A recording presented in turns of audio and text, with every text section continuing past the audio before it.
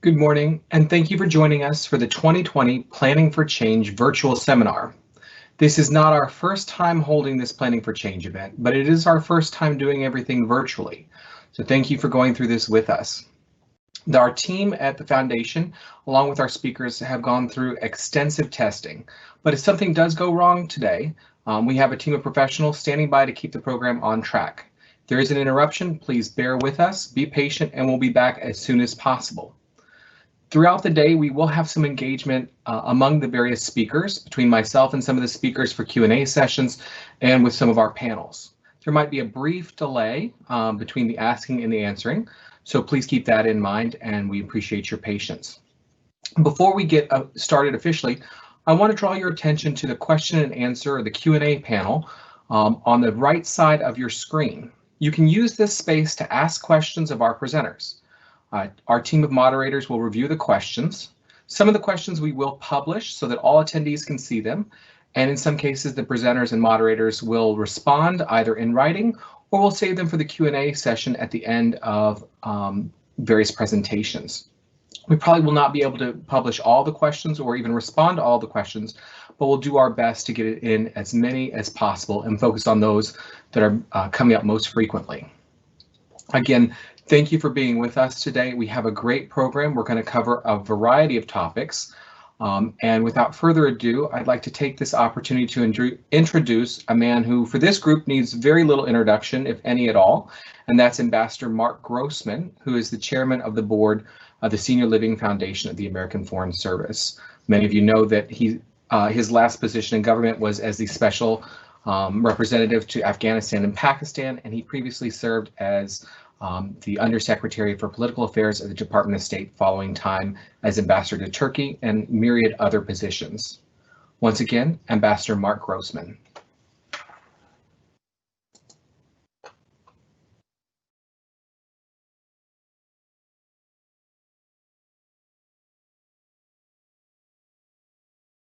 My name is Marc Grossman. I have the honor to be the chairman of the board of the Senior Living Foundation. I want to thank all of you who have decided to spend some time with us today in the Planning for Change seminar. And I hope you'll allow me to especially thank all of those who did so much to organize this event. I know we're very lucky to have this technology, but let us hope that the next time we do this Planning for Change seminar, we can do it in person. 2020 has certainly shown us how quickly our world can change. And so this Planning for Change seminar, to me anyway, has a special meaning and also a special urgency. Not having a plan can be stressful, or really, even worse, devastating. If you think about 2020, think of what we've experienced since the springtime. Essential workers who didn't have enough and proper protection, hospitals without enough equipment, schools struggling to figure out how to educate students, families who used to donate to the food bank having to go and use it to feed themselves. And the pandemic, of course, has had a very devastating and special effect on seniors. When I think about each day, the number of people who died from this coronavirus, over 180,000 people, I think especially of seniors. And that's because that's the focus of the Senior Living Foundation. We've done our best, thanks to our fantastic board and fantastic staff, to rise to this occasion, and I think we have. We've paid special attention to our clients. We've found innovative ways to help out, such as providing meal service to those most in need. We've worked also with elderly parents of our active duty Foreign Service colleagues who are serving all around the world so far away. And you can imagine the anxiety that they have. So we've been looking after their parents as well. We all know, and especially those of us who spent our lives in Foreign Service, that change, it's inevitable. And so planning for change is critical to our success in coping financially, coping physically, and coping emotionally. We're here today because we appreciate the importance of preparedness. And so the design of today's session is to directly address change and how to be ready. The experts who have so generously given their time will explore the current state of medicine's response to the pandemic, to the physical and the mental implications of change, as well as the very important practical questions of retirement and financial resources. So I take this opportunity to thank all of our knowledgeable speakers who volunteered their time. And I also want to thank CVS Aetna and Cigna Express Scripts for leading their expertise to the session. And I know that you and the entire Foreign Service community will join me in expressing our thanks and our gratitude to our social worker consultants, our care managers, and the other professionals who make our mission possible. So it's my job at this point to hand off to Dr. Charles Rosenfarb. As many of you know, Dr. Rosenfarb's got what must be one of the most difficult jobs at today's State Department. He's the director of the department's coronavirus Global Response Coordination Unit. And you know he's previously served as the department's medical director and the head of the Bureau of Medical Services. Dr. Rosenfarb has also been a very willing speaker at these seminars, and I've always learned something from listening to him. I'm also proud that he is a member of the board of the Senior Living Foundation as one of the Department of State's representatives to the board. So Dr. Rosenfarb today will focus on social isolation, mental resilience, and all the ways that you can deal with these questions during this pandemic. So again, I thank you, I thank the organizers, and I look forward to an interesting and necessary Planning for Change seminar. Thank you very much. Yeah, thank you, Ambassador Grossman. This is Dr. Rosenfarb. For those on the line, and hopefully you can see me. I appreciate the really nice introduction. Of all the things you've mentioned, the thing I think I'm most proud of is actually being a member of the Senior Living Foundation board. It's been a great experience for me, and I'm so happy to do that.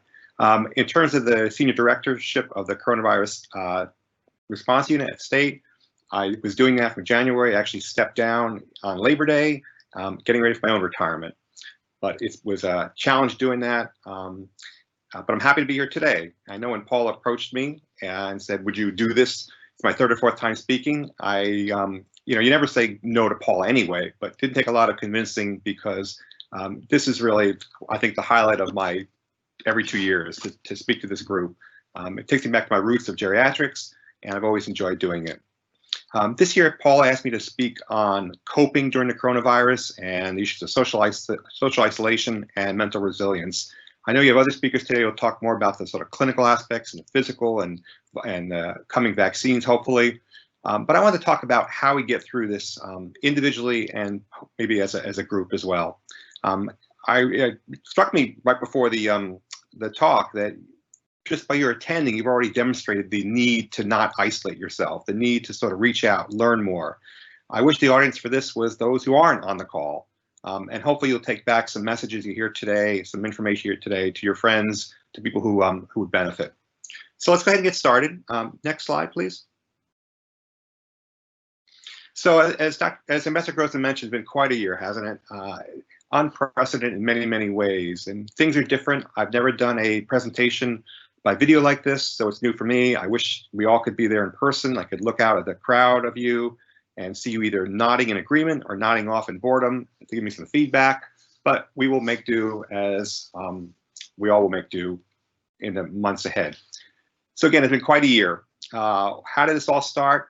Tough to say. I mean, sometime in 2019, probably, that little creature on the left, a bat, transferred virus to either to a human being probably in Wuhan, China, or to a intermediate host, probably a pangolin, which is a rare or exotic animal that's prized in China elsewhere for its meat. Somehow the virus got into probably this wet market in Wuhan. Again, it's all speculation. There are other people who have theories about how this virus, how the pandemic started, but transferred probably to a person who was in that wet market in Wuhan, China. And then suddenly people started getting sick. And in the lower right-hand corner, you see a picture of someone in an intensive care unit. And people got real sick real fast. And this is back in January, when we first became aware of it in the US and preparations started taking place to deal with it, because the experts, epidemiologists, and clinicians knew it was going to come our way no matter what. The White House task force formed, and Dr. Fauci's become a rock star, appropriately so, and Dr. Deborah Birx, who was in the State Department, has also been a key person involved. And policies were promulgated, and we have done a lot more testing, and hopefully we'll get a better handle on it. But so far, it's been a tough haul for everyone, and we thought, is it an unprecedented event? It's certainly not the first pandemic. We've all been through pandemics. Everyone on this call probably, I assume most people are, over 60 years old, may recall back in 1957, there was an Asian flu that resulted in 1 million deaths worldwide, 116,000 deaths in the US. More recently, in 2009, a swine flu epidemic from a flu variant that began in Mexico, spread around the world, caused 150 to 500,000 deaths worldwide and 12,000 in the US. Since my time in the State Department Medical Service I started in 1998, we've been preparing for stuff overseas all the time. Back in 2003, there was a SARS virus scare. Again, it was started in China and in Taiwan, I believe, was where the first case was noted. That was a coronavirus as well. We were getting ready for that. We got ready for the avian flu back, I think, in the mid-2000s. More recently, there was a scare with MERS-CoV, Mediterranean respiratory syncytial virus, also a coronavirus that was mainly in Korea, but also in the Middle East.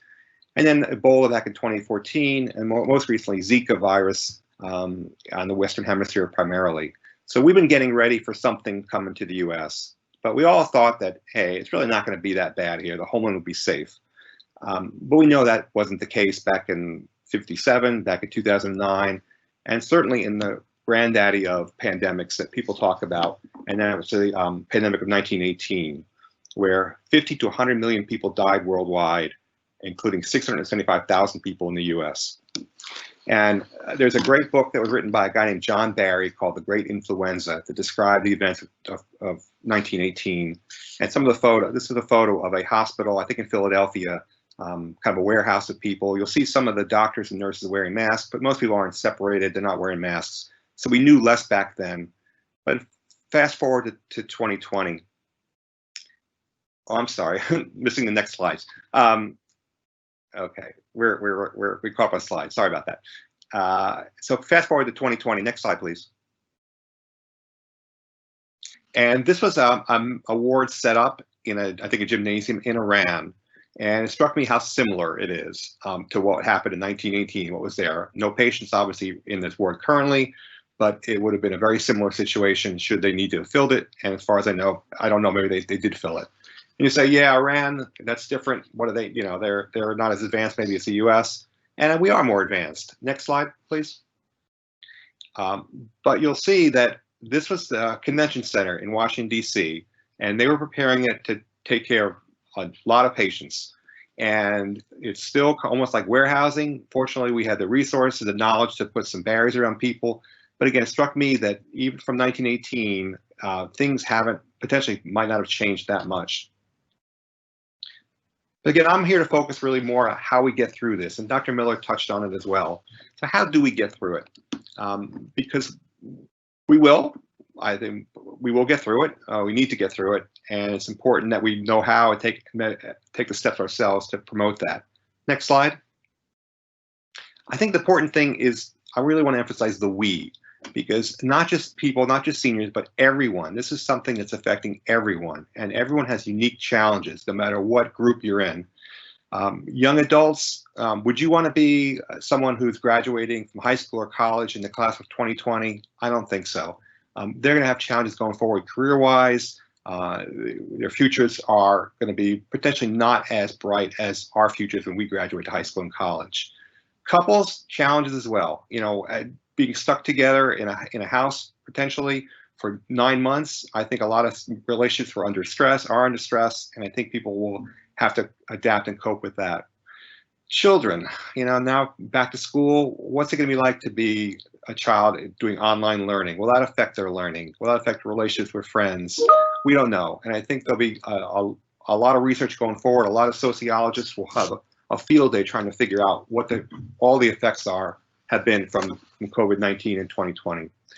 And parents, we have parents who have to raise their kids while trying to telework, do full-time work potentially at home. How is that going to affect parents and affect kids? I have 2 small kids. Is it going to benefit them that they've spent so much time with us, or perhaps not? We shall see. Next slide, please. And then, of course, there are the seniors. And seniors seem to always be the most affected by any crisis. And seniors are usually the most vulnerable in our population. How will seniors be affected? Well, I suspect many of you are concerned about that right now on the call. Will your financial nest eggs be diminished? The surprising thing is the stock market seems to have not been affected after initially going down. It's come back up. So if you have investments there, maybe not so much. But I think a lot of seniors did kind of decrease their access to health care, self-imposed in many situations, sometimes not. Sometimes hospitals have said, we're canceling elective procedures. We don't want people coming in. Fortunately, there's telehealth available, but there's a lot of self-imposed decreased access to care, which I think may have affected people's control of their chronic diseases. And we know how nursing homes have been devastated. The coronavirus gets to a nursing home, it's truly the most vulnerable population. And many of the deaths we've seen in the senior population have occurred in nursing homes. And how about deaths? Dr. Miller mentioned that as well. And next slide, please. The number of deaths have been staggering, absolutely staggering, especially in the senior population. And it's tough really to know how many deaths there have been. In the US, we know right now there are 202,000 total deaths, 6.95 million cases of COVID-19 in the US. Worldwide, 974,000 deaths. And unfortunately, many have been in the senior population. And how do you even assess how many deaths have occurred? And probably the best way is to look at the difference in total death rate from prior years. And because it's difficult to actually count the number of deaths because doctors frankly don't know what to put on death certificates. And I think it may be different from country to country. And that was even discussed at the White House Task Force meeting. How do you control what's put on a death certificate to really pick up all the COVID related deaths? But you look at the difference in rates. So the death rate in March and April of this year was about 50% higher in seniors than it was last year. 50% more seniors died in that first month or two of COVID than died last year. And that is an incredible number to even wrap your head around. Next slide, please. So the real question is not just how do we get through this, how do we get through it successfully? And as Dr. Miller mentioned, until the vaccine comes and is widely available, there are things we need to do. And he's already talked about masks. He's talked about limiting exposure. He's talked about optimizing your medical conditions. So if you're someone with hypertension, with diabetes, with obesity, things that really put you at risk, you need to get those things taken care of, as much as you can. But limiting exposure is really the key. If you're not exposed to someone with COVID, you're not going to catch COVID. It's just impossible. Next slide. But another way to frame this is how we successfully get through it is to think about what I call mediators and mitigators of risk. So some of it you hopefully were prepared for, did in advance, but it's never too late to start. So good physical and psychological health is one way to sort of mediate your risk. And that's part of optimizing your conditions, making sure your blood pressure is well controlled, your diabetes well controlled, because we know those are two major risk factors for people contracting COVID and having bad outcomes from COVID. Hopefully you already have a support system in place. And by support system, know who to call in an emergency, have people available to bring you food if necessary. And hopefully you also had adequate financial resources, because in this day and age, and sure back in 1918, people with more resources do better typically in a crisis like this. But I really talk about mental resilience. And what is resilience? Because resilience is one great way to sort of mitigate against your risks and your outcome if you should get COVID. So what is resilience? The definition is your capacity to recover quickly from difficulties. But briefly, it's toughness. Well, how do you make yourself tough? How do you make yourself mentally resilient? How do you get yourself in a situation where you can recover quickly should you contract COVID, or ways to sort of prevent yourself from getting COVID? Next slide. 2 years ago when I spoke, I also spoke kind of about mental health issues. I had this slide up and talking about the dangers ahead as you go down the path of life. And mental illness was one of them.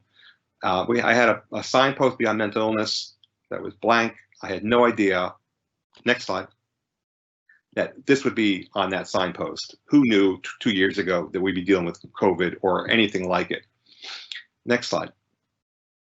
I also had this slide in my presentation 2 years ago, and sort of things to look out for that potentially could lead to depression as you pass through your later years in life. And poor physical health is one, loneliness, sadness, and the sign about social isolation was there, but it was much smaller. It was equivalent to the other signs.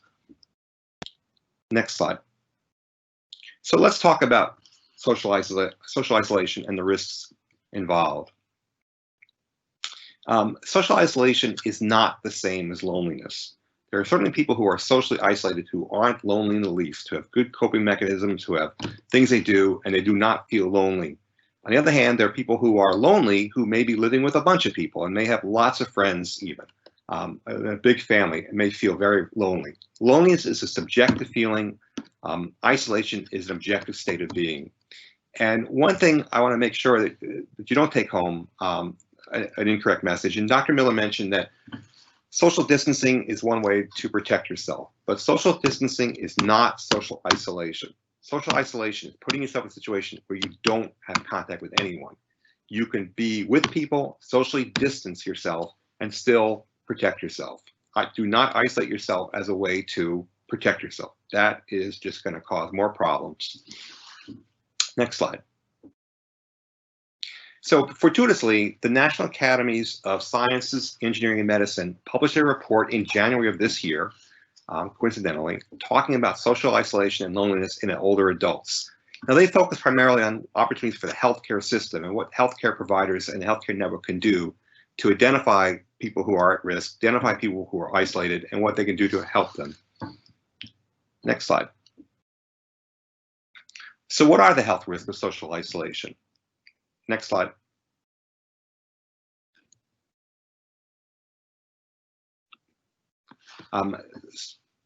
Great, thank you. So there are a number of them that have been documented even before COVID-19.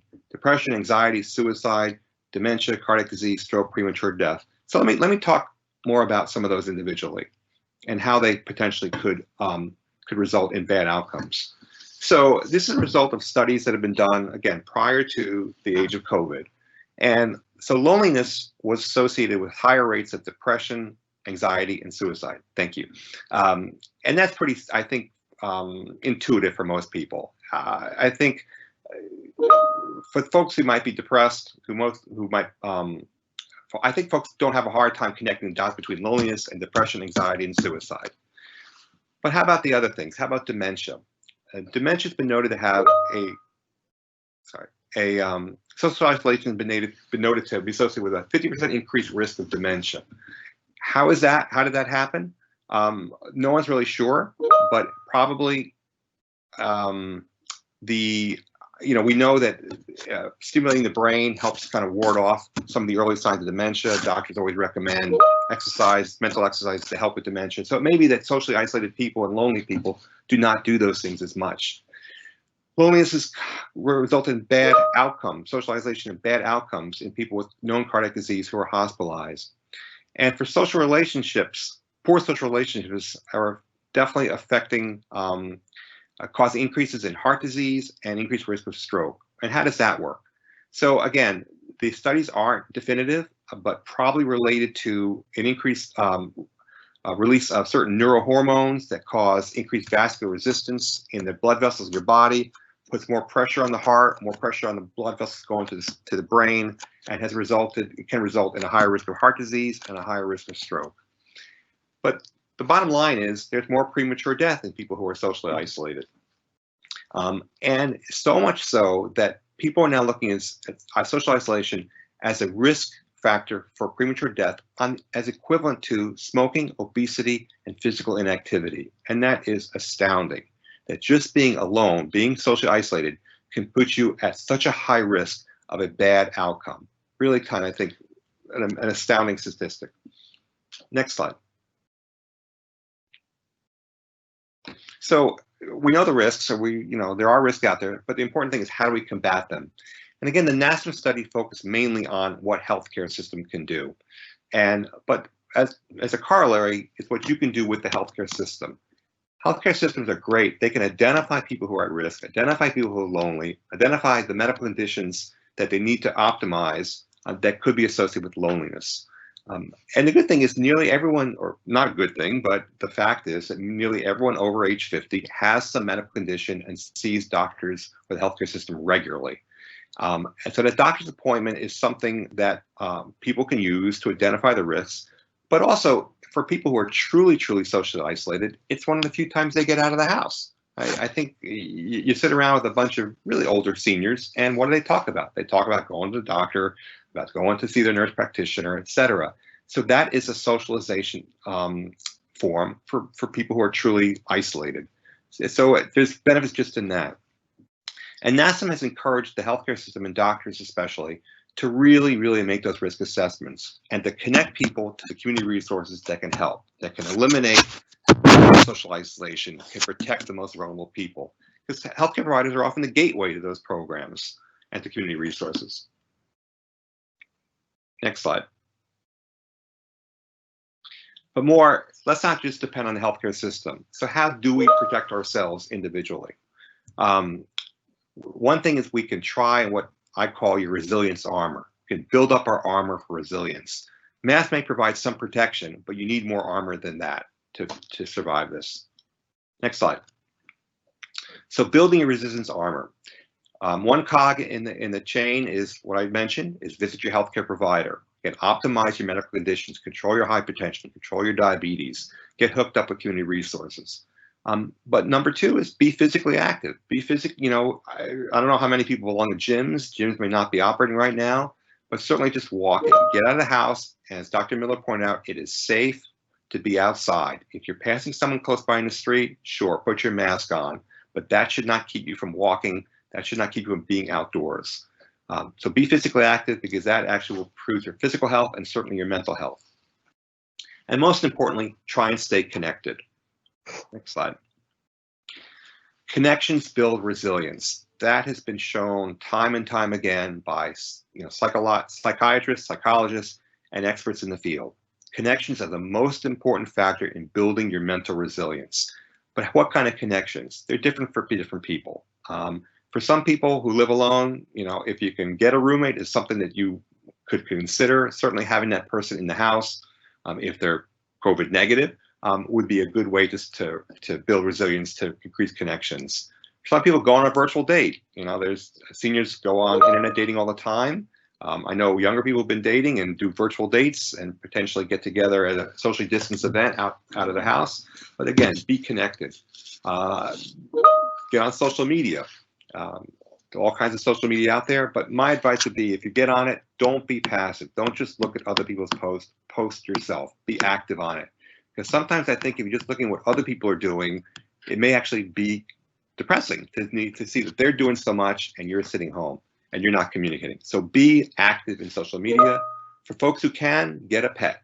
Getting a pet is often the best. A pet can be your best company and really make you feel much more connected and at least not lonely. So, get on a Zoom call or pick up your phone. My mother-in-law, she grabbed her old address book, old school, picked out some phone numbers of people she hadn't talked to in years and cold called them, and now has new connections with people, reconnect with people, and has regular updates from them and feels so good about it. Or jump on a Zoom call. Not just listen to this conference, but hopefully build a network, you're already probably used to Skyping maybe with family, but build a call of people, like-minded people, and that you can communicate with regularly. Next slide. More ideas. I'm going to skip this, but I think people can sort of think about things they they would do to stay connected, take up a new hobby. Volunteering is a great thing to do. You're connected, but also I think there's a lot of good positive feedback to that as well. Next slide. A lot of helpful resources out there.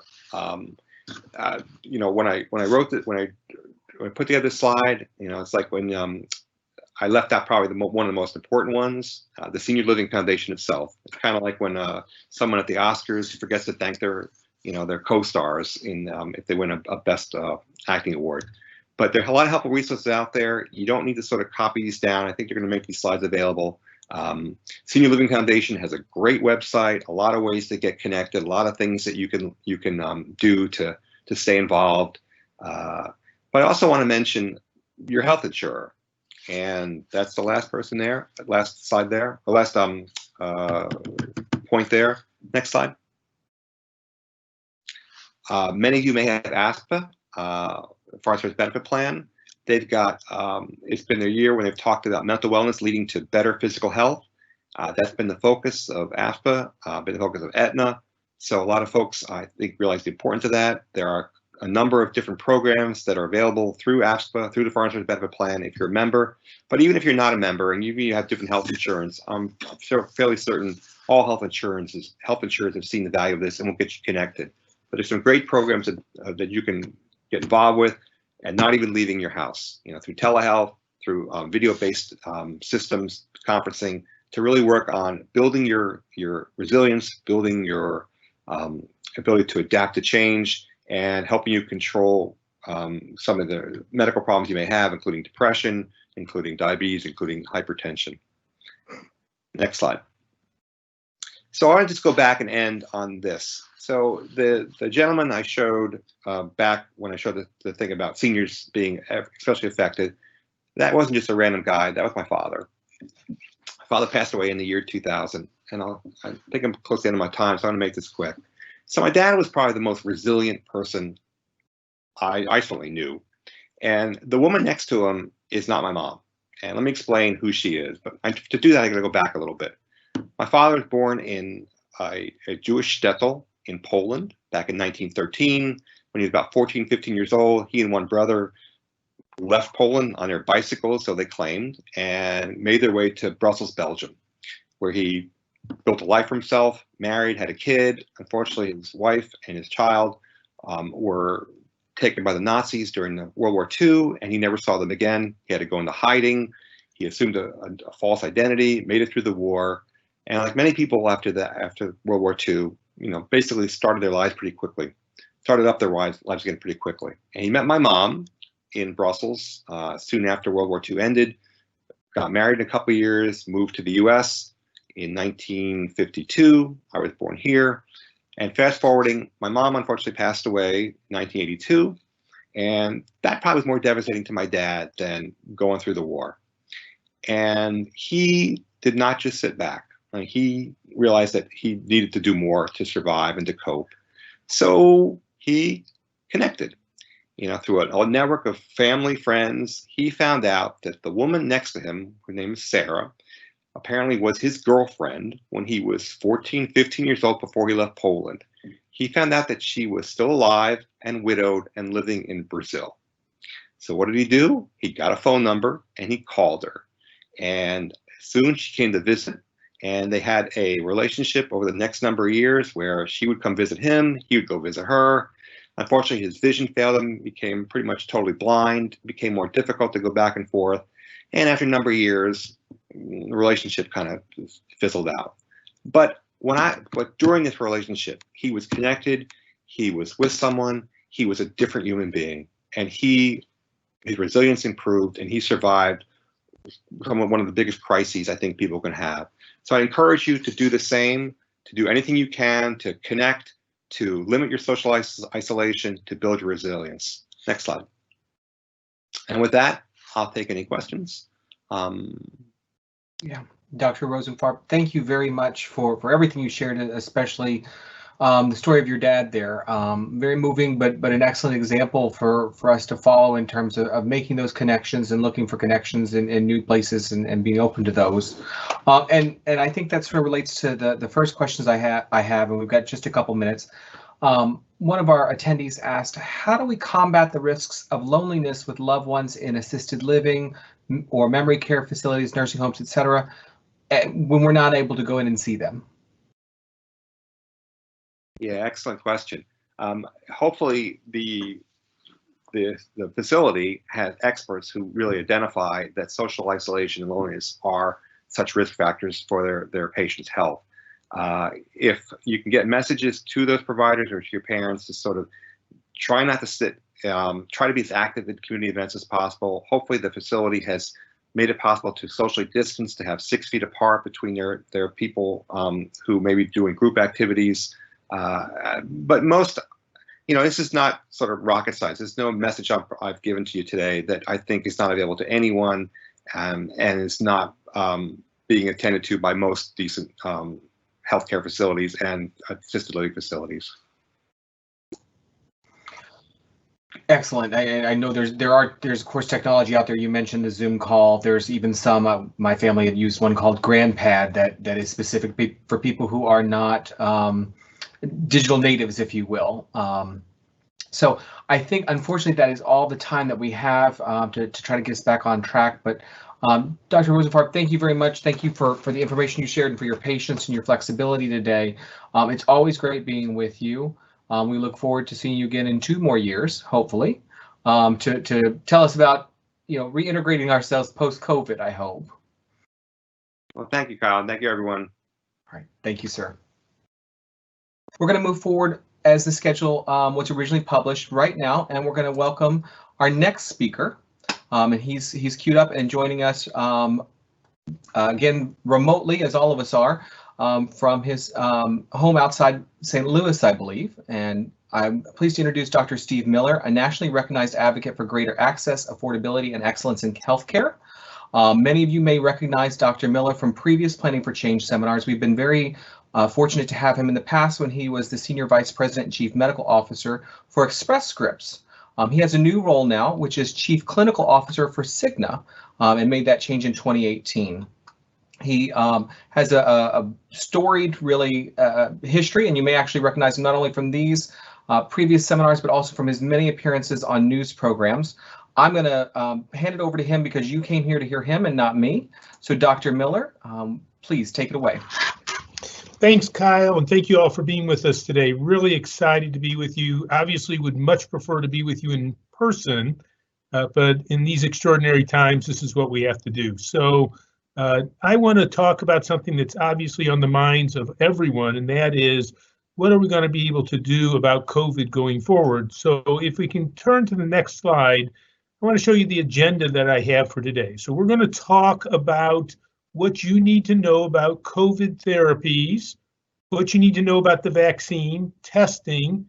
Then we're going to talk about some medical innovations outside of COVID. So I want to hit really the hottest topics going in healthcare so that you have the most up-to-date things when you're at your virtual cocktail parties in the coming weeks. And finally, we'll open it up for a little bit of Q&A. And so let's go to the next slide and we'll talk about therapy, a little bit of background. But I want to put this in context of pandemics. The greatest pandemic that the United States ever faced and that the world ever faced was probably the Spanish flu of 1918 to 1919. And this is a little bit inaccurate. It started in February of 1918 and actually went all the way to April of 2020. And it's called the Spanish flu mainly because the King of Spain actually got infected, and the monarchy was very sick, and so it got the name Spanish flu, but it has very little to do with Spain. It was really about soldiers from World War I spreading it throughout the world as they traveled back, including traveling back to the United States. It was caused by a virus called H1N1, the same virus we actually had here in the United States when we had a small pandemic in 2009. But it was remarkable in that it infected a third of the world's population. So back in 1919 or 1918, the world's population was about 1.5 billion people. So 500 million people were infected with this. And it was incredibly lethal. about 10% or 50 million people died, including 675,000 in the United States. And at the time, obviously, this is pre-antibiotics, this is pre-vaccines, and so there was no vaccine available. But what's remarkable about it is some of the parallels that we can draw for today. So if we go to the next slide, what you see is just like today, different communities had different responses to this. And so I want to compare sort of the worst, Philadelphia, versus what at the time was the best, St. Louis. In Philadelphia, they actually thought that this wasn't going to be a big deal, and they actually didn't cancel very many events. In fact, what you see here is after the pandemic had started in Philadelphia, they still had a parade with over 200,000 people attending, whereas St. Louis quickly locked down. So St. Louis closed its schools, closed its churches, it encouraged masking, it encouraged social distancing.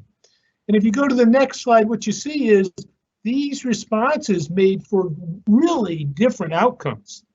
So by delaying the shutdown, the death rate in Philadelphia was 748 per 100,000 people, which was one of the highest death rates in the United States. St. Louis, on the other hand, shut down within 48 hours of the first case being reported there, and the death rate was only 358 per 100,000, or half that of Philadelphia. And you got to remember, at this point in time, St. Louis and Philadelphia were about the same size cities. So it wasn't a matter that it was a small community versus a big community. At the time, they were both really big. And they cut the transmission rate by 30 to 50%, again, by mass, social distancing, hand hygiene. Next slide. And so what do we learn from this pandemic, and what's important for us to take away for today? The values of the things we're asking people to do today were the exact same things that worked back then. Social distancing and wearing a mask.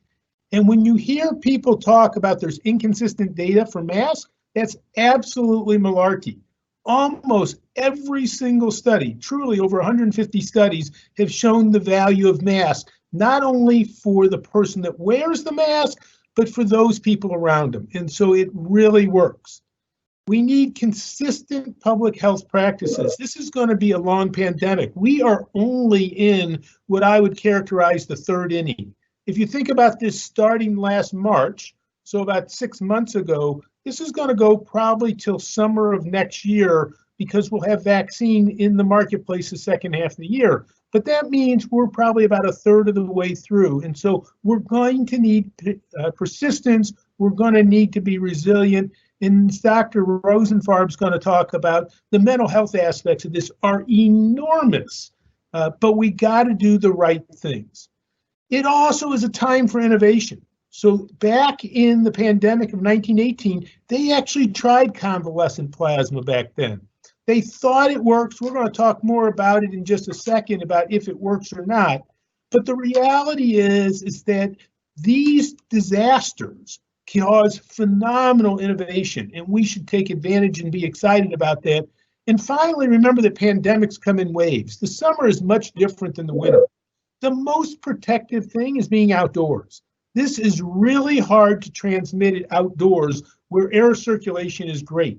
The data from the current pandemic is clear on this. If you look at the protests that occurred in Washington, D.C. or in Minnesota, what you see is no spike because people were outdoors versus congregate settings, especially indoors, are our most dangerous places. And that's why you get waves, because as the weather gets worse and we have to go indoors, we put ourselves at risk. And so what we're going to talk about today is really, really important if we want to keep ourselves and our families safe through the remainder of this year till we get to the other side.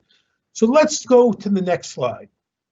Let's talk about what's happening in the United States with innovations in emerging therapeutics. It is mind-boggling how quick the scientific community has rallied to come to treat this.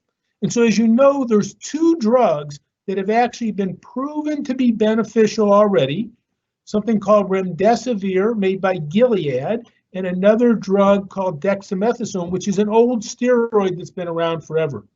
Now, the data for these two drugs is that in hospitalized patients, so in the most severely ill patients, these drugs may have a beneficial effect. And that's why you've seen the mortality rate, not just in the United States, but worldwide, go down, because we now have tools. So doctors are getting better and better at treating this. And so the mortality rate's going down. Mortality rate, people argue about what the mortality rate is. Let's assume it's close to 1%. That still means that if we let this run rampant through the United States, we would have to face over 3 million deaths. And people say, well, it's just 3 million deaths. But for every death, there's 18 hospitalizations. There's actually many people that have permanent psychiatric, neurologic, or cardiac damage. And so the price you pay for letting people get this naturally, incredibly high. We can't afford to do that.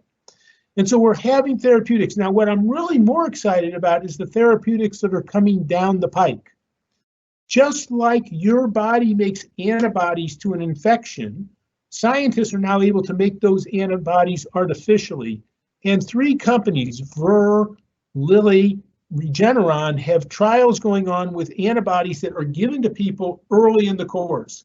And the early data is showing that if I give you antibodies when you're first diagnosed, these are antibodies similar to what you'd see with Enbrel or Humira, antibodies used in rheumatoid arthritis, but this is specific antibodies for COVID. What you see is it actually decreases hospitalization, and we believe it's going to decrease deaths even further. So great excitement about coming therapeutics. There's also actually good data about vitamin D coming down the line from a Spanish study. And then we talked about convalescent plasma. It's unclear if this actually works or not. And while the government has encouraged its use, we've now given it to over 80,000 people in the United States alone, and we still have unclear data if it actually makes a difference. So convalescent plasma is in our quiver of arrows to fight this. It's probably not that effective, even if it works, but we have things coming down the pike, including new antivirals that are going to be effective. And so I think as we go into the winter, this is going to be very useful, especially for those patients that get COVID, get sick, and get into the hospital. But more important is, when do we get back to normal, and when can we have a vaccine? So let's go to the next slide, and let's talk about vaccines. There are 4 vaccines currently in advanced stage of development at this point in time. And you've heard about all of them, but let me review where we are with them. So there's Moderna, Pfizer.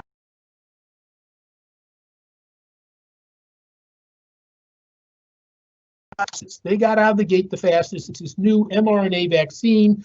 The trouble for Moderna is that they are valuing speed over anything else. And when they started recruiting patients for their trials, they got too many healthy patients in the trials, too many med students, residents, and other people easy to identify. And so they're actually having to slow down right now to get more elderly, more people with concomitant illness, more minorities, to see if it works in the groups that actually need it. We don't need a vaccine for young, healthy people who rarely have symptoms. We need a vaccine for those of us like myself who are older, have high blood pressure, may have heart disease or lung disease. And so that's who we need in these trials to make sure it works. AstraZeneca is the European company that had their trial put on hold. It's still on hold in the United States. And so they're actually becoming a bit slower because they're not able to recruit additional patients until the FDA lifts the hold on them. Pfizer is the company that actually is moving forward the fastest. They're going to have data to report as early as October. That's very exciting. Every single one of these companies is already producing commercial amounts of these drugs so that they can actually do this at risk, so they'll have product at the very quickest time once they get approval. And then just this week, you've heard that Johnson & Johnson has gone into clinical trials in the United States. This is the vaccine I'm actually most excited about for 2 reasons. One is the Johnson & Johnson vaccine of the 4 we've just talked about is the only one that doesn't need a booster shot. And if you think about the complexity of giving vaccines to people, it'd be much better if I could give you just one shot and send you on your way than if I need to give you a second shot 3 to 4 weeks later. The second thing is that the Johnson & Johnson vaccine requires no special what's called cold chain storage. The Pfizer vaccine, which may be the first one out there, has to be stored at minus 70 degrees. When you think about that, we don't have that many minus 70 degree freezers in the United States. And so it makes for it to be a logistical problem. And so the Johnson & Johnson one that should probably be available after the first of the year is probably going to be the easiest one for the health system to utilize. Why is that important? Well, when you think about who's going to get the vaccine, the first people that get the vaccine are the military. We got to keep our military battle ready. They get the first doses. The second group that gets it is actually frontline healthcare workers and first responders, because they're putting their lives on the line by taking care of patients. The third group will probably be those people in nursing homes, if the data is sufficient that it works there. And then finally, you and I will get access to the vaccine, which means we're talking about sometime in the end of the first quarter of next year or early second quarter. And so the vast majority of us should think about our vaccination will occur later in the first half of next year. And that's why, when do we get back to normal? It's going to be at least summer of next year till we get enough people vaccinated. Because if you think about the logistics of vaccinating people, we have to get about 200 million people that have immunity. If we vaccinated 1 million people a day, you're still talking about 6 months to vaccinate enough people to get to that herd immunity, plus those who have naturally gotten infected. So that's where we are in vaccines. Incredibly excited. I'm very optimistic, but I also want to set your time frame appropriately. Think about this in end of first quarter, early second quarter next year. Let's talk next, if you'll turn the slides, to testing. This has been a wildly controversial area. Do we have enough tests? Do we not? In the United States, we've now done 100 million tests for COVID on patients. So almost 1 out of every 3 people have had a COVID test at some point in time. Many of these tests are on the same people, however. What we've learned over time is that more important than the accuracy of the test may be the speed at which you get the results. You want a test that's pretty darn accurate, but you want the results fast. Because if I can't get you those results for 3, 4, 5, 6 days, you either have to be isolating during that time or you're exposing additional people to it. And so what we have learned is that by getting a test that's pretty darn accurate but can give you the results within 24 hours, we're better able to control the pandemic. And that's what you're starting to see now, is more rapid tests being available. But the reality is that the horses are out of the barn already. This idea that we're going to be able to do track and trace when we already have 7 million people that have been diagnosed, and probably 8 times that have actually been exposed to it, is probably a little too late. And so we got to use this in an appropriate way going forward. So we're getting better, we're getting it more rapidly, and that will. I want to switch topics for a second. If you go to the next slide. And we'll be happy to answer questions about all of these when we get to the end. But if we can go to the next slide, I want to talk about what you can do. And I've already emphasized this. You are actually in control of your own fate. You are not a victim here. You can actually be in control. Let me give you an example. If you wear a mask and others wear a mask, the best example of this was a Great Clips stylist barbershop. There was a Great Clips stylist who had COVID, but she always wore a mask, and she always made her customers wear a mask. She did 140 consecutive haircuts, and not one person got infected. But we know she was infectious because when she went into the break room and took off her mask, she infected her colleagues. The reality is, even being that close, being in the barber chair, you can protect yourself. You wear a mask, the stylist wears a mask. And so wearing masks is the single most important thing we all can do. The second is obviously social distancing. The vast majority of us will get this from droplets. Droplets go about 6 feet. Can it be aerosolized and travel further? Absolutely. But the risk of that is so much less frequent than droplets. So wear a mask. Practice social distancing. Keep 6 feet from people. That will be very protective. Hand hygiene, as we get into the winter, cover your cough. And I can't emphasize this enough. Get out there and get your flu shot. The healthcare system can ill afford to have additional patients coming in with the flu who you can't distinguish from COVID. And so get a flu shot so that you prevent those episodes of flu during this coming season. So mask, social distancing, hand hygiene, cover coughs, get a flu shot. If you do those things, there's a phenomenally high chance that you're going to protect yourself and you're going to do great. I want to switch to something totally different and talk about innovation a different way on the next slide.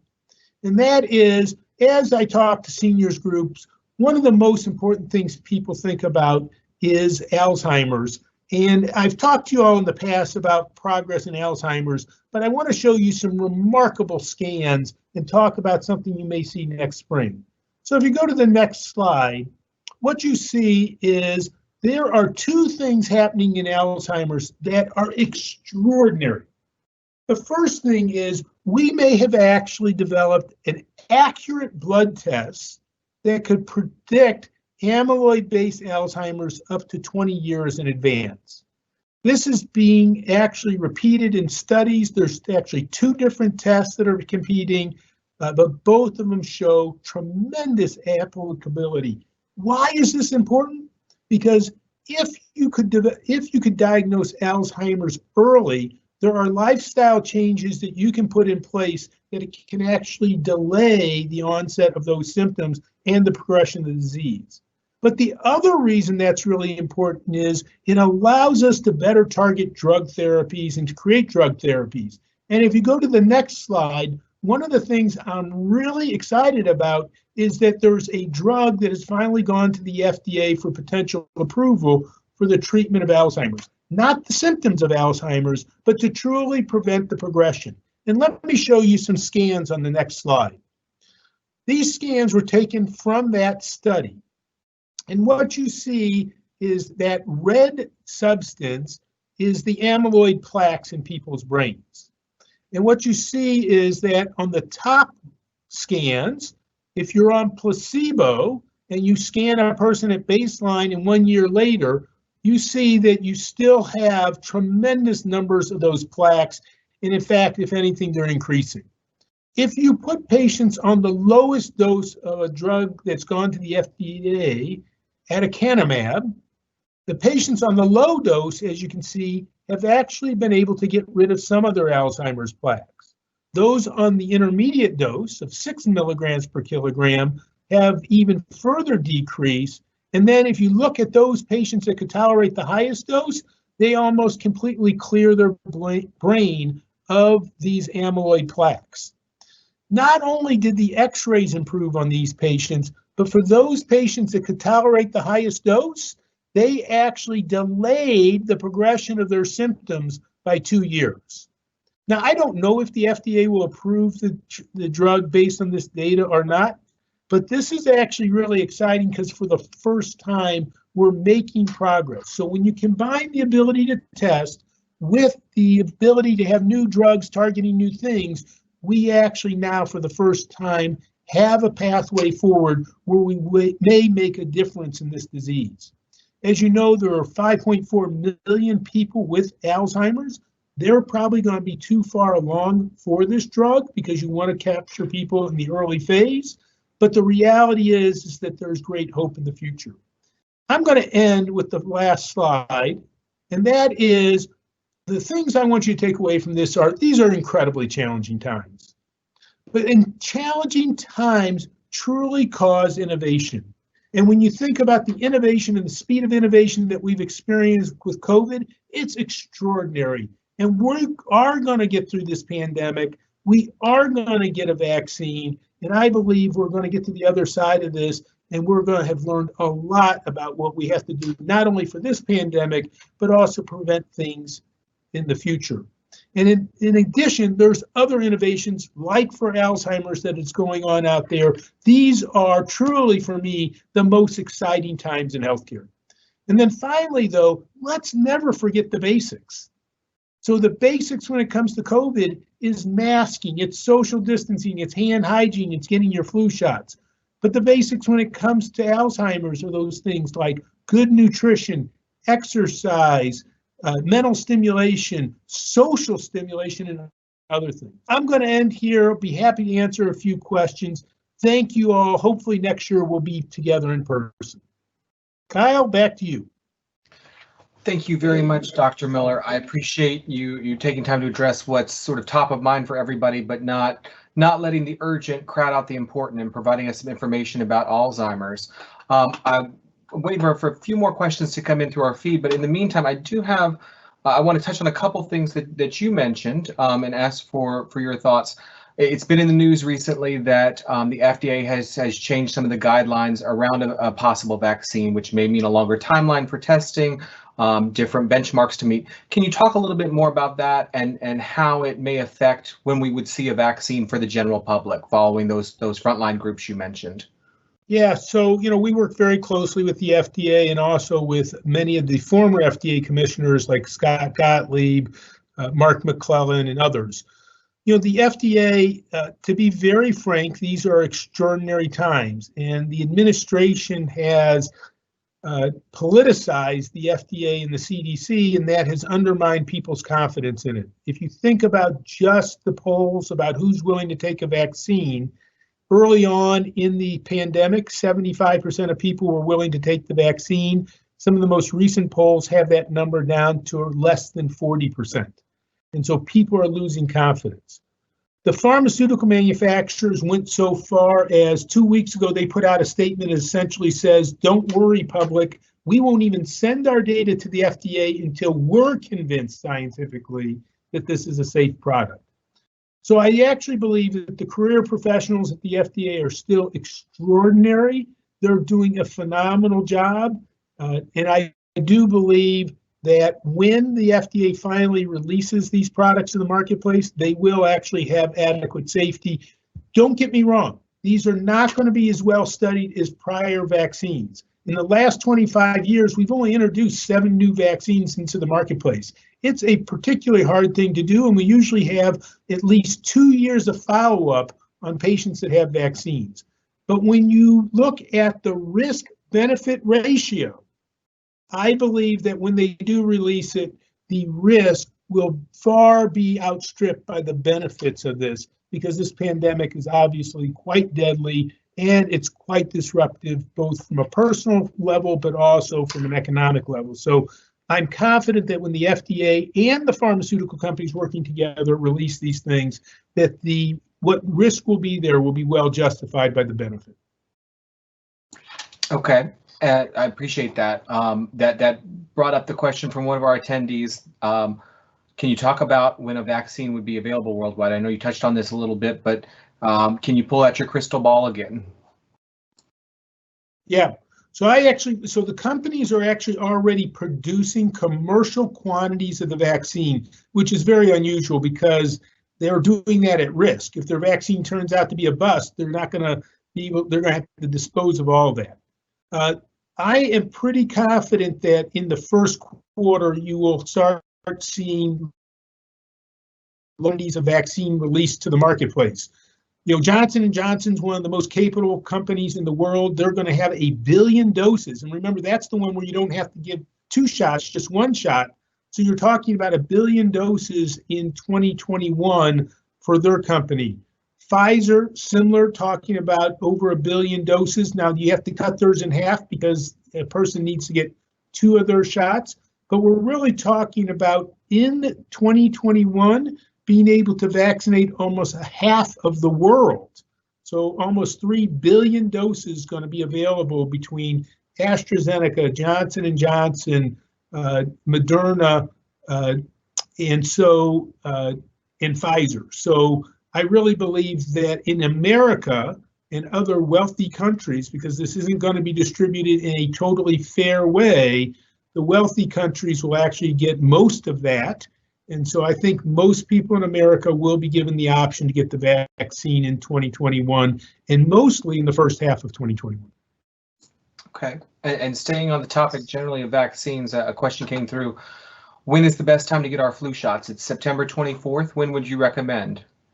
Yeah, so, in the past, what we've tried to do is we've tried to hold, especially our elderly patients, off till Halloween, because the vaccine may wane in the spring, even though the flu's still around. This year, we're actually encouraging everyone to just go ahead and get it at this point in time.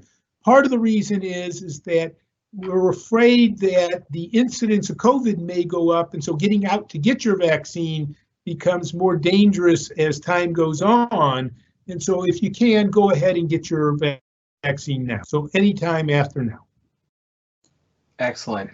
I want to switch for just a second to the other topic you addressed, which was Alzheimer's. You mentioned that there is, I hope I heard you correctly, a blood test that would identify 20 years in advance. Is this unique to just Alzheimer's, or is it other forms of dementia as well? Yeah, the blood test is very specific for the amyloid, the tau amyloid Alzheimer's. So there are some certain genetic conditions like frontotemporal dementia, which is a progranulin-based Alzheimer's. It doesn't detect that at all. But for the vast majority of people, they get the tau-based Alzheimer's. That's the run-of-the-mill Alzheimer's.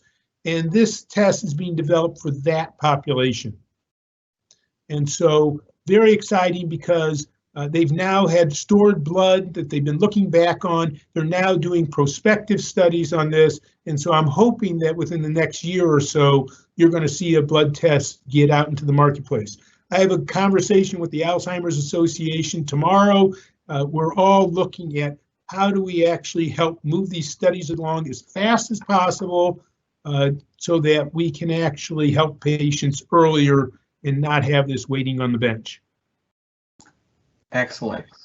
The very last question, and I believe you addressed this, but maybe not as directly as the questions being asked, which is if the FDA's new stringent requirements, which you touched on before, are not for emergency use authorization, are not approved by President Trump, should we, as consumers, still trust the safety and efficacy of whatever vaccine is approved for emergency use?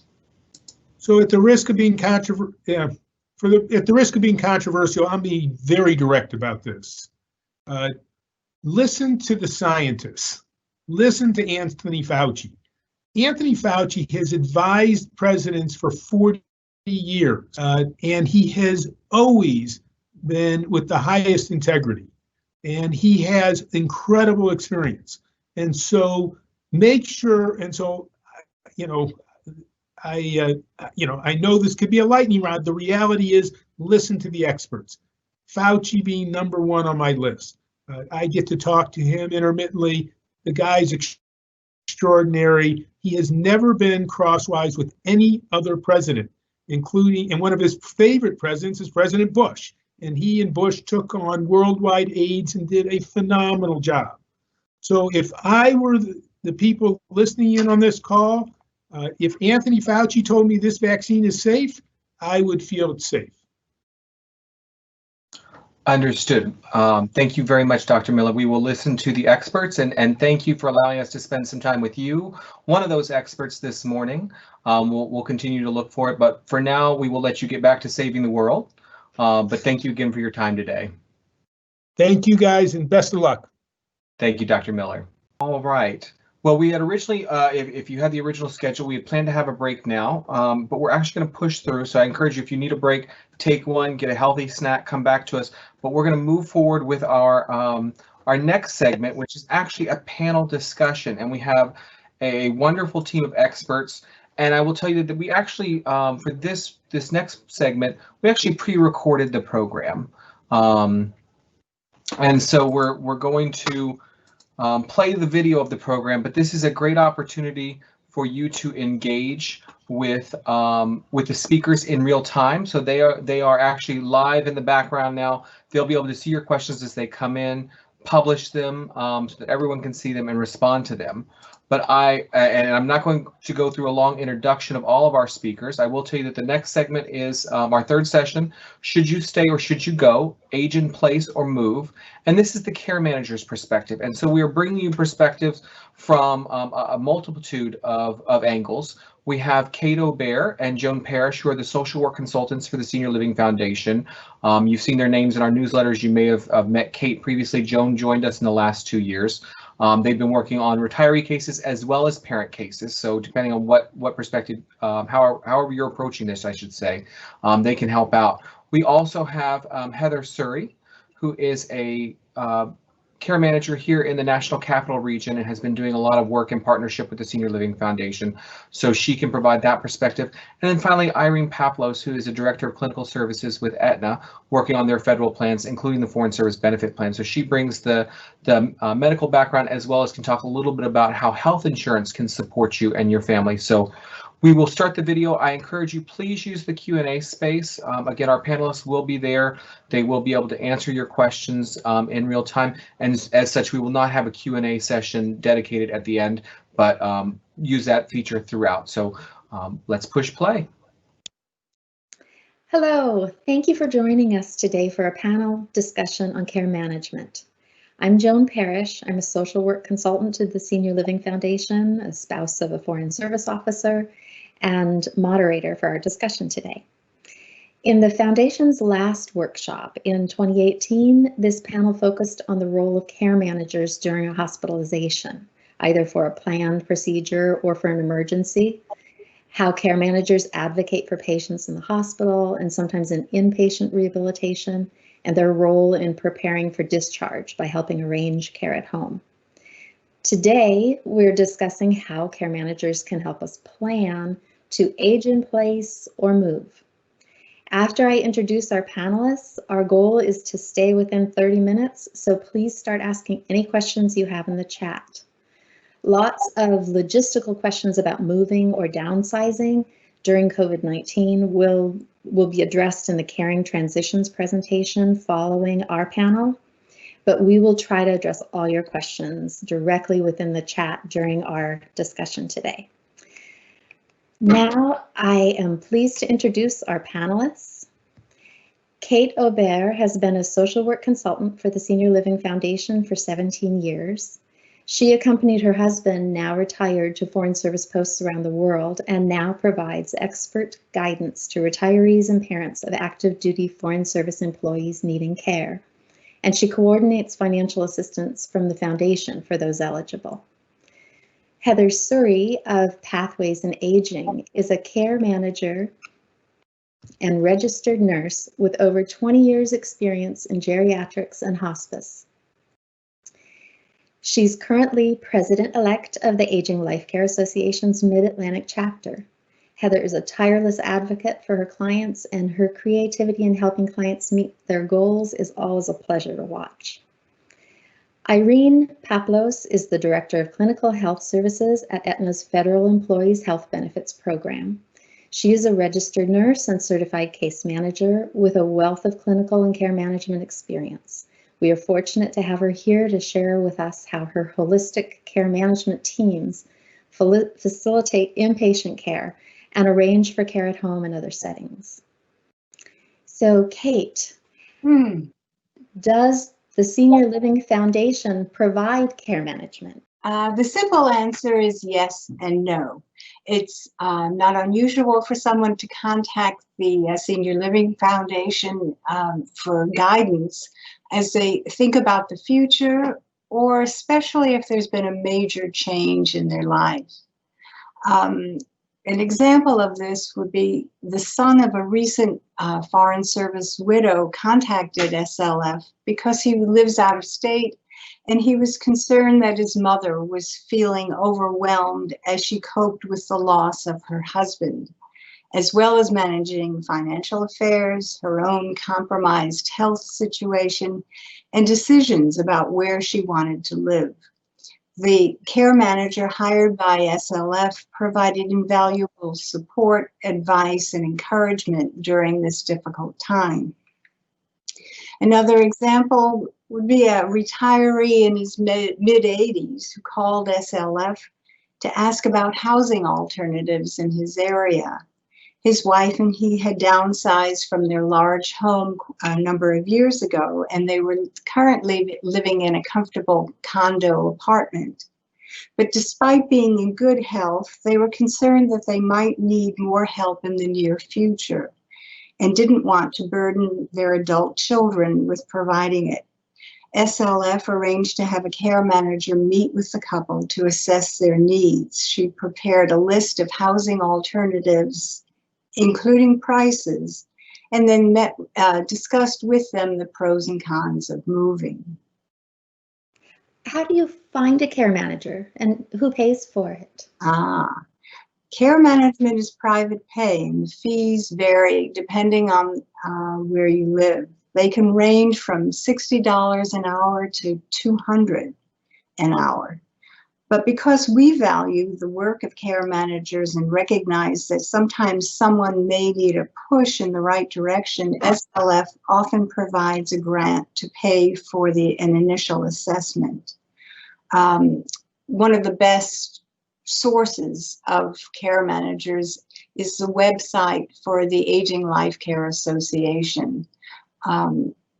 Otherwise, you could also contact the local area agency on aging and ask if they have maintained lists of professional care managers. Why the difference, such a huge difference in the prices and the cost? It has to do with the area of the country. If you're looking for a care manager outside of San Francisco, you're going to pay the higher amount, or New York City. If you're looking for somebody, if you can find somebody in some of the rural areas of the country, the hourly rate will probably be less. Okay. Irene, could you tell us how Aetna's medical care management works? Sure. Our care managers can help assess members and their families with any complex medical needs. For example, we had a spouse that needed help with her husband. He was recently diagnosed with cancer and also had dementia. So as you can imagine, the spouse was feeling very overwhelmed. Our care manager provided support for her and the family, and also coordinated with the social worker that we have available to provide resources to the wife to care for her husband. So she also worked with the provider to coordinate home health care services in the home, and also helped in obtaining a talking medication refill kit to help the husband with reminders of taking his medications. So, obviously the care manager was able to consistently help the wife in managing the care. How do I set up care for him in the home? And also with the new diagnosis of cancer was very overwhelming. So those are some of the things that our care manager can work with the families along with the Senior Living Foundation. So those are some of the things that we help our members and families with. Thank you. Yes, I think Kate and I mostly have appreciated your work the most in very complicated medical. I understand you work with people in all stages, but especially the complicated medical situations. It's really been wonderful. Heather, I might move to a retirement community at some point, but I'm not ready yet, and I might never want to move. How can I stay at home as long as possible? Well, the good news is that there are so many different resources that we can put in place to help most people age in place through end of life. Whether it is home care companies, home health companies, people to help dose pack medications, visiting physicians. There are many things that we can layer to support people to safely age in place. For folks who know that they plan to move at some point, downsizing can be overwhelming. The idea of moving can be overwhelming. So I recommend that you tackle that in stages. One of the resources that I often use with the families I work with are professional organizers. I can think of a family that I helped recently that knew that he wanted to move from his single family home to an independent living community, but just didn't feel ready, and there was so much work to do to get ready to do that. So we brought in a professional organizer to help sort through his belongings and also create a space for a live-in caregiver to come and help him kind of through that process and provide some assistance with meal preparation and light housekeeping as we were working through the downsizing process. So, you know, the nice thing about working with a care manager is that we can come up with a plan that is tailored very specifically to your needs and your family's needs. Thank you. Kate, how would you help someone age in place? Well, the Senior Living Foundation has something that we refer to as the Resource Center. And basically, this is Joan or me answering questions based on our experiences with people who have or are dealing with the issues that come up when you're aging. And we do have quite a bit of resource information that we can share with people who are tackling this problem. The other thing I have, I'm thinking of a Foreign Service retiree who's in her 60s and contacted the Senior Living Foundation because she was trying to plan for the future. Her goal was to remain in her own home as long as possible, although she had taken a look at some of the continuing care retirement communities in the area. She was thinking about signing up with one of these communities that offered home care. It was kind of like signing up so that they would provide home care when and if she needed it in the future. But there was a very hefty enrollment fee plus monthly fees, and basically it was just to ensure that there would be home care available when and if she needed it. She decided, after we talked about it, she decided not to sign up for that. She does have long-term care insurance, but her family is not in the area, so she was trying to figure out how to have a network, a support network if she needed it. One way to do that would be to look into the village-to-village network. They're all over the United States and becoming more and more popular. And again, contacting the local agency on aging can help. So there is a lot of information out there. One thing that we can do at the foundation is make sure that you know how to access it. Thank you.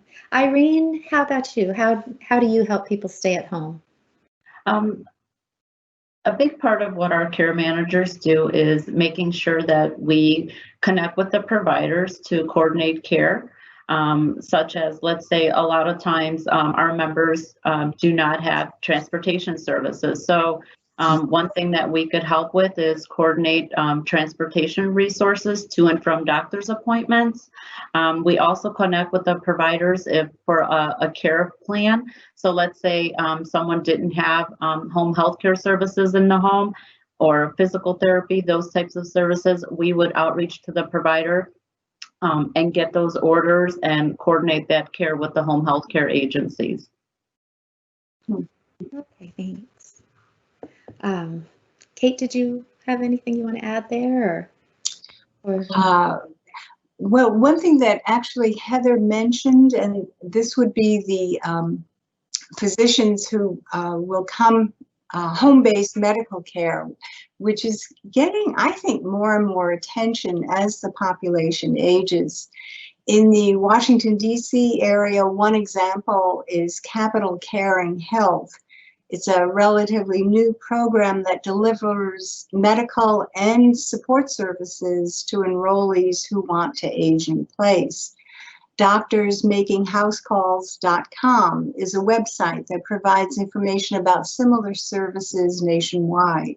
Many large hospital medical centers also bring their services to homebound patients rather than requiring an office visit. So that kind of gets around the transportation issue and really makes it much more possible for somebody to age in his own home without moving to a facility. Okay, thank you. Okay, let's go to moving. Heather, if I am considering moving, what are some of my options? So you have a lot of options. You know, for some folks, maybe their large family home isn't quite the right setting for them anymore, but they're not ready to try apartment living or senior community living. So, you know, the 55 plus neighborhoods who have single family homes, but in smaller, and the other important factor is main floor living. Certainly where I am in the Washington, D.C. region, a lot of the housing styles are colonial, which means there are very few main floor bedrooms, and most houses have a powder room, but not a full bathroom on the main floor. And this can cause some pretty significant problems when people are trying to age in place. So, you know, you can look at one of those neighborhoods where there's still a lot of amenities and you can still, you know, function very much like a single family home owner in that lifestyle. Independent living apartments are great for people. A lot of them now have dining services, housekeeping services, sometimes even transportation services.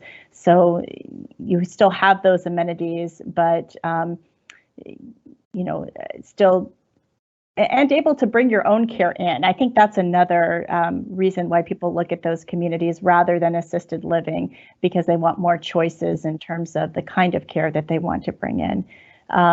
And then the continuing care retirement communities that Kate was talking about earlier, certainly available all over the United States. You know, they offer a lot of community amenities. There's a lot of recreational and social activities. I really think that's one of their biggest features, is the community and the socialization types of opportunities. The continuing care retirement communities also offer a progression of care.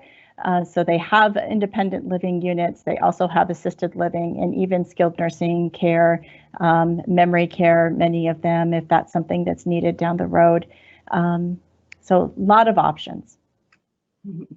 And we also provide care management in these settings as well, not just for the medical piece, but also for some providing support to the families if they decide to move and transition into a different setting. Thank you. Kate, how about you? Well, Heather talking about the continuing care retirement communities, I think the industry would like all of us to move to a continuing care retirement community, probably when you're about 50 or 55. That doesn't happen.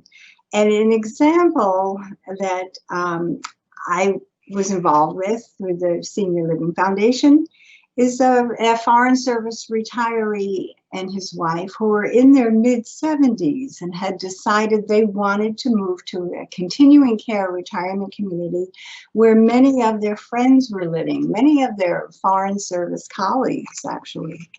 Unfortunately, they were told by the CCRC that they didn't have enough money to buy in, and that was a shock to them. The CCRCs can be very expensive, particularly in the Washington metro area, depending upon where you are in the country. So for this couple, when they contacted the Senior Living Foundation, we hired a care manager to work with them, review their finances, make suggestions about possible affordable communities, but also to consider staying in their very comfortable home and then bringing services in as they needed them. They opted for that and decided to remain in their own home, knowing that they could still visit their friends in the fancy CCRC that they couldn't afford. So that makes sense. Okay, so Heather, what if my spouse needs care, but I don't? What are our options? Got it. That can be a stressful situation for families and is often, it's pretty common that it happens. So if you do have one spouse that has a serious chronic illness, for example, a dementia or Parkinson's disease, that spouse might need care where the spouse who is the primary caregiver does not. So really there are two options in that situation. You can either bring help into the home or you can look at outside help for your loved one. And it usually starts with people bringing some services in to provide some care, to give the primary caregiving spouse a break, provide some respite, and allow them to get out and take care of themselves as well.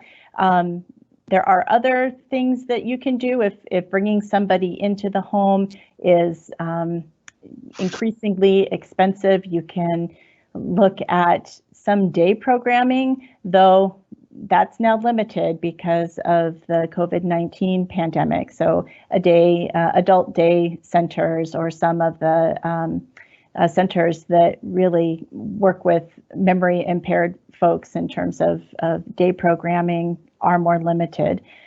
For most of the families I work with, at some point, it makes sense for the spouse to transition to an assisted living community or to a memory care community when their care needs really exceed what is able to be delivered at home, or the spouse is just experiencing a lot of stress or caregiver burnout, and that decision can be a very emotionally difficult. I can think of several families that I've worked with even in the last year where the caregiving spouse just really needed as much support as the spouse struggling with the illness to kind of take that step and make that decision to look at memory care or assisted living. One way to do that is a respite stay. A lot of memory care communities or assisted living communities will offer a 30, 60, or 90-day respite stay. Sometimes that can be a helpful bridge or transition into that setting without feeling like you're committing to longer term placement. So as care managers, we really try to help families through that process one step at a time. Thank you. Irene, do you have anything to add on that? So as Heather indicated, providing support to the caretaker is essential because it can be emotionally and physically draining for the caretaker. And it is a difficult decision for the spouse to decide, do I move my loved one? What would be a safe setting for my spouse? And at times, what we do find, our care managers relay is that, the spouse may feel like they're abandoning, their husband or their wife. And so we do definitely provide that support to the families and work through the process of, how do we get through this, one step at a time in providing those resources. Again, of course, we always collaborate with the providers just to make sure, are there any skilled needs that we need to provide, and then continue to work with rehabilitation and making sure that they still receive their physical therapy, occupational therapy in their current living situation. We also have behavioral health care managers and registered dietitians as well to provide additional support. Joan, could I ask Heather a question? Yes, absolutely. I'm just wondering, in your experience, is it less expensive to have somebody remain at home and then bring in services, or to move to a facility? How does that break down? Sure. I think it depends on how much the caretaking spouse can do. So if you can get by with, a few hours a day of home care, but usually it's not enough. Someone who has some serious care needs often need a high level of supervision. They often can't be left alone. And so at that point, when you factor in, the caretaking spouse getting enough rest, getting enough time to attend to their own medical needs, which are often neglected, sometimes for years before I get involved, because a lot of times by the time a need for a care manager arises, they've been a caregiver for a significant amount of time. So ultimately, when we're in a situation where someone really needs 8, 10, 12, 24 hours of care and supervision, then there's no question that an assisted living or memory care is much more cost effective. Because that type of care, for the most part, is not paid for by health insurance. It's where long-term care insurance comes in. Yeah. Yep, that's correct. Medicare does not provide custodial care, what they call custodial care. So that includes home care, assisted living stays, or nursing home stays beyond that limited Medicare rehabilitation benefit. A lot of people don't realize that care, which is very much needed, it's not a luxury, is not covered by Medicare. Mm-hmm. Thank you. And to that point of when you usually get involved with families, Kate and I also often get involved with families when they're in crisis, but we also encourage people to contact us for planning purposes, which is, probably a lot of this audience is on board with that. So, okay, one last question. Heather, could you tell us, should we move in with our kids? This is a really fun question, and one that I've been getting a lot since the pandemic started. A lot of people who had planned to move into assisted living or senior communities are delaying that move or having second thoughts about it because we are, initially last spring seeing outbreaks occur in those settings. I've also spoken with families whose loved ones were already in senior care communities, and they were wondering if they should have them come out. So the decision, the plan to kind of form a multi-generational household, I think the most important piece is that it has to work for everyone. And parents can't assume that their adult children are going to become their caregivers. And sometimes adult children really need to understand what's involved in caregiving, because sometimes adult children think that they want that role or they can do that role, but you really need to understand what you're getting into. I have seen it work. I've seen it work beautifully when it was well planned out. One example, I have a family that I work with who live in a single family home. They created a private apartment in the lower level of the home that has its own entrance in and out, that gives their parents some privacy and some separate space, but allows them to come together as a family without so many kind of infection control concerns that people have when they're visiting their parents. And when the parents, one of the parents had a health crisis, then we brought care in to meet those care needs. So it didn't kind of interrupt the jobs of their adult children, not so much interruption in the grandchildren's daily lives. We were able to bring that care in much like we would anywhere. But I think it's a neat solution, and I think that we'll be seeing more of it in this year to come. Okay, thank you very much. Thank you all panelists for all this information. And a reminder, please contact the foundation if you'd like to speak with Kate or me about your needs as a retiree or spouse of a retiree, or if you're active duty, your parents' needs. And next up is our caring transition session, which will focus on the logistics of downsizing and moving.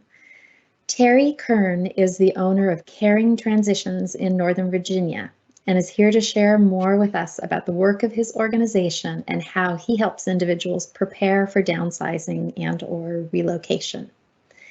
Here now is a short video about Caring Transitions before Terry joins us to talk with us. Thank you.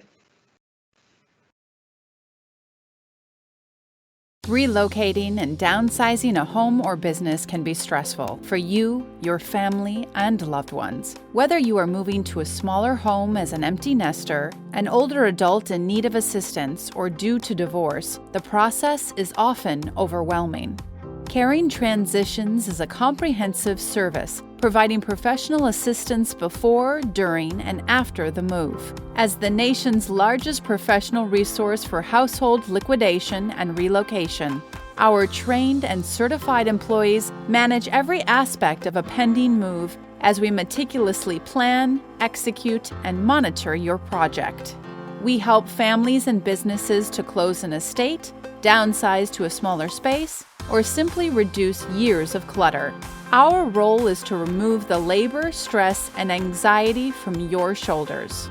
Our menu of cutting-edge relocation management services helps target your budget and keeps your project moving efficiently from start to finish with free in-home electronic estimates, organizing, sorting, and 3D space planning. Additionally, we offer packing and unpacking services with cost containment by the dispersal of your household goods through state-of-the-art online estate sale auctions, donation of your personal property, and junk removal. Sure, moving to a smaller space can be challenging, but it doesn't have to be. Stop downsizing and start right-sizing with Caring Transitions today. Call or email to receive a free consultation from an office near you. Well, excellent. That was a fantastic panel discussion. We had one or two questions, and you'll see those in the published area. But Joan did an excellent job of moderating, but also introducing our next speaker, Terry Kern, who is the owner of Caring Transitions in Northern Virginia and throughout the Washington, D.C. area. So it won't take any time repeating Joan, and I'll ask Terry to take us into the next session. Well, hello, everyone, and thank you for allowing me to pay you a visit in your homes and offices. I'm prepared to talk to you today about transitioning. Transitioning includes a lot more than just moving. For those of you who do not know us, I am a part of the nation's largest professional resource for the transitioning of seniors and/or their estates. As a transitioning firm, one of the things that differentiates us is all the services that I offer. So yes, we pack people and move people. We resettle people into the new homes. We sell off the excess belongings. We're the nation's largest estate sale company, meaning the sale of your excess items in the home. We also have the nation's largest online auctioning portal for the sale of collectibles. We do home cleanouts and clearouts and handyman services, lots of different services that would be required to transition a family, individual, or estate. So a lot of us have moved more than once. And whether it's this time or perhaps the next, there will come a time when right sizing or downsizing is an appropriate action for you to consider.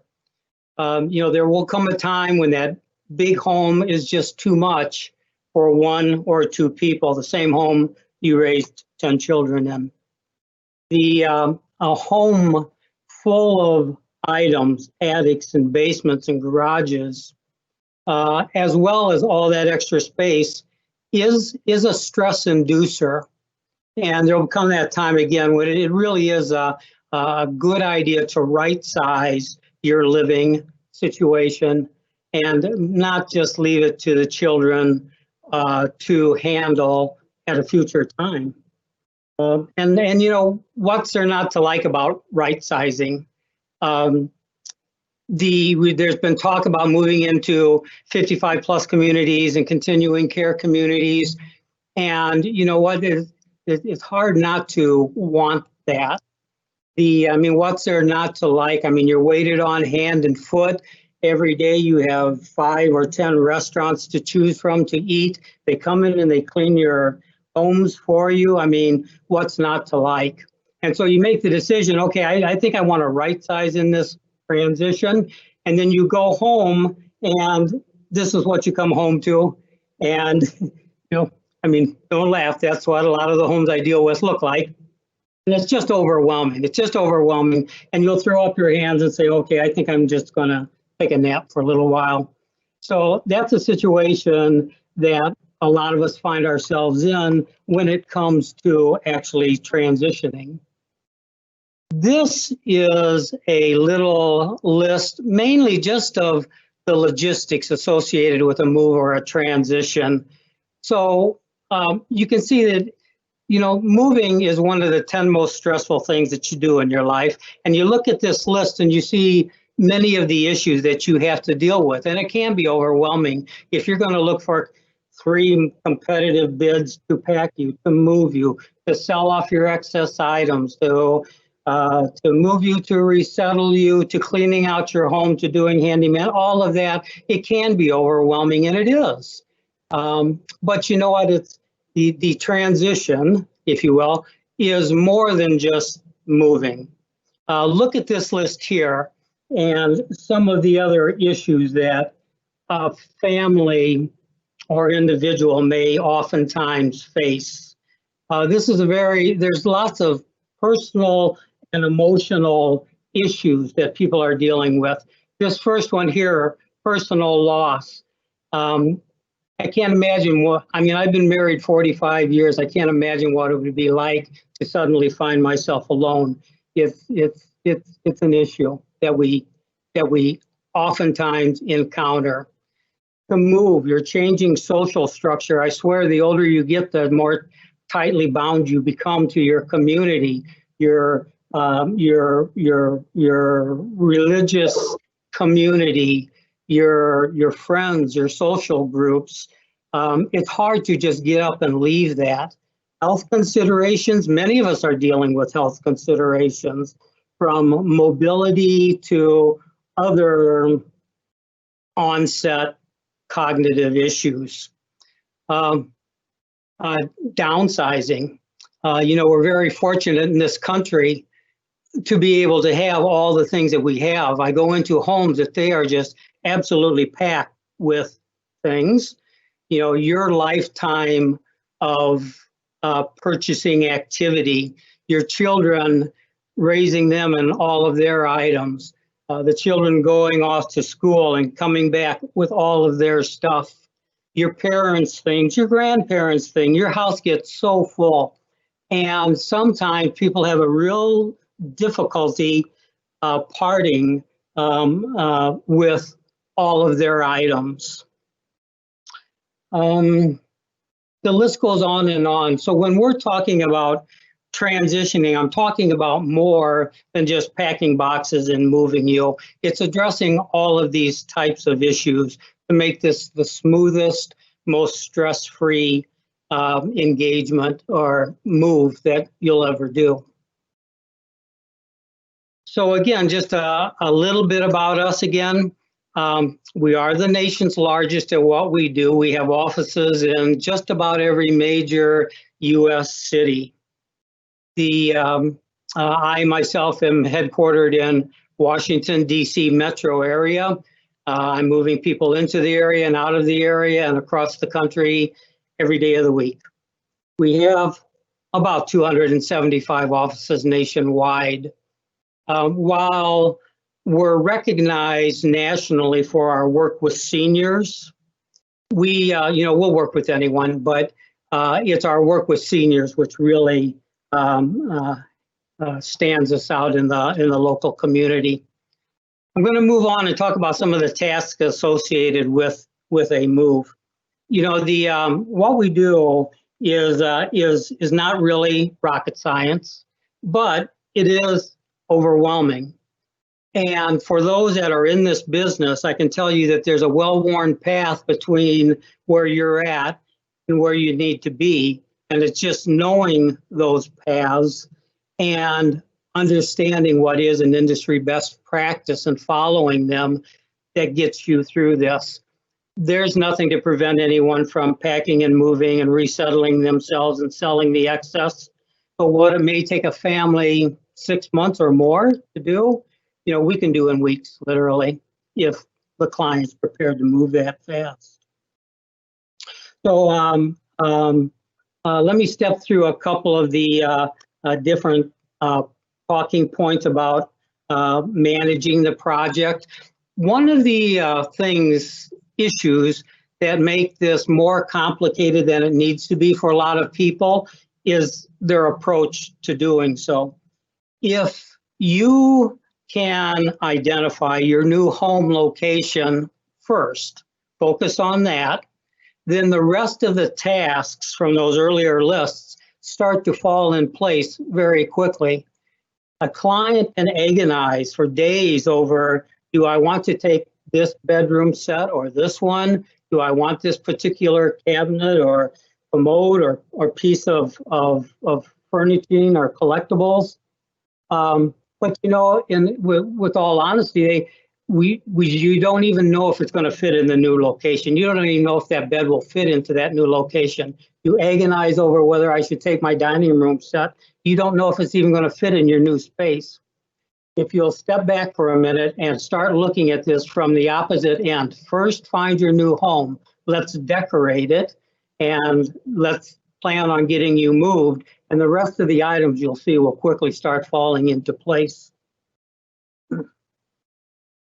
The process is a flexible one.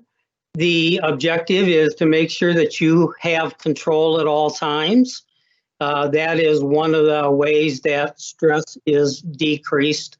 So you'll have the opportunity throughout a transition to change your mind or make other requests.